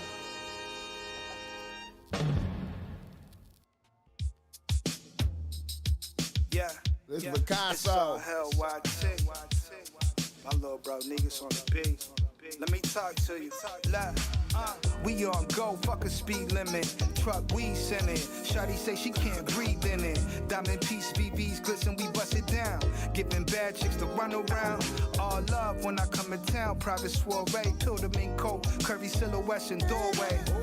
When the moon hit her eye, that's a moray. She wanna get straight to it and skip the foreplay. I talk like a pimp, think like a hustler do. You gotta visualize the W in front of you. Pure motivator, morning sip the motor oil. Love a lady who accountable because these hoes are spoiled. I'm smelling good, locks falling shoulder length. Say she got no panties on, think we need some more to drink. Women know what they want, then go for it. Little girls playing games, we too old for it. Yeah.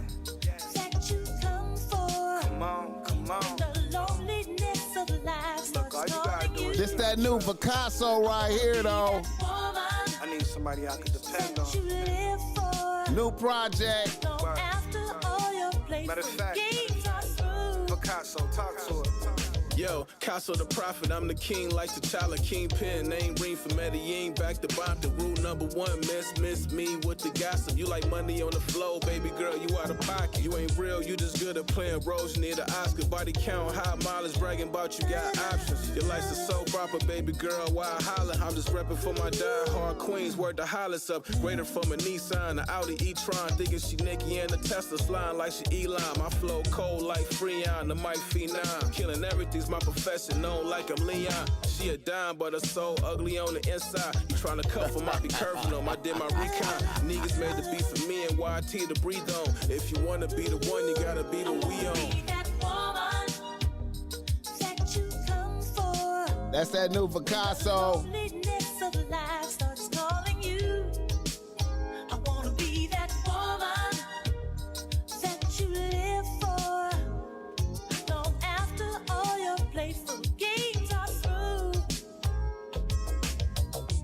Nobody said love would come easy.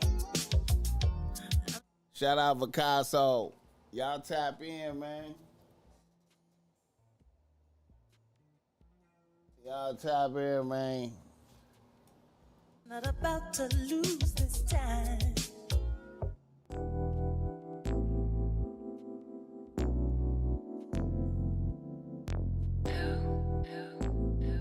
Niggas for all niggas grinding legally. nothing illegal. I never been a buster. Never been a buster. Never been a lame. I never been a lame. They calling me a hustler.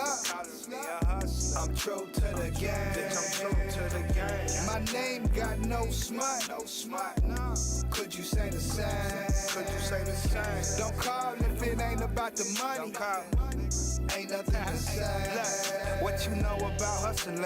Flipping and doubling, big pusher. We muscle it for the popo discovery. Cut the IRS government alphabets out the racket. All cash, no plastic. They still try and tax it. Yo, girl batting lashes. Dog, could you blame her? Had to sign a disclaimer just to ride with a player. How you gon' need a waiver? Pat said don't save her. Set my crib on acre. I'm legit on paper. Me and Casso compliment each other like some Roscoe's. Chicken and waffle. Y'all know I rhyme cold. Boys couldn't see me like they blindfold. I was in the wing buffering. It's my time, no. Shine gold, Dayton's rotating. 4 aces out Vegas. Rooftop, pool party, secret location. Bleed the block, don't ask for no favors. Open shop, oh, you gon' be your money maker. I never been a buster. Never been a buster. New Picasso. I never been a lame. They calling me a hustler. Tap in. We gon' be up out of here after this one. My name got no smut. No smut. Could you say the same? Worldwide, y'all. Don't call if it ain't about the money. BossMack Podcast. Yo. TRU to the game like Percy Miller with perseverance. Heard they need that audio dope. Shit, I'm the perfect dealer. Word around, you purchase from us and you get that certain feeling. And it's metaphorically speaking, I'm just a rapping nigga. Kingpin, Casso P the illest. Fuck the analytics. Took the O, sworn to stay committed. I'ma stand on business, some A1 or smaller dirt on my name that you can mention. Then I'm out the trenches, hit digs when I'm out in Venice. And we counted up like a mathematician invading the algorithm. Rise to riches, racing Jackson business, blessings hitting different. These custom chrome hard denim, Richard Stark denim. This iced out, Rose Crans pennant, Black Gold Diamond did it. This one for the hustlers and G's. What up, plug? One love to my niggas in Dover getting it done. All my niggas player made, you perpetrating the phone. We the best on both coasts. The kingpin, I'm the GOAT. Niggas know. I never been a buster. Never been a buster. Never been a lame. I never been a lame. They calling me a hustler. Calling me a hustler. True to the game. True to the My game. name got no smut. No smut. Could you say the same? You can't say the same. Call if it ain't about the money. I can't hear you. Ain't nothing to say. Worldwide, Picasso in the building. Tap in. BossMack Podcast. I appreciate y'all. You know. Yeah. We did like a little 3 hours. Cyber Monday. Go get your issue, BossMack Streetwear. We out, y'all.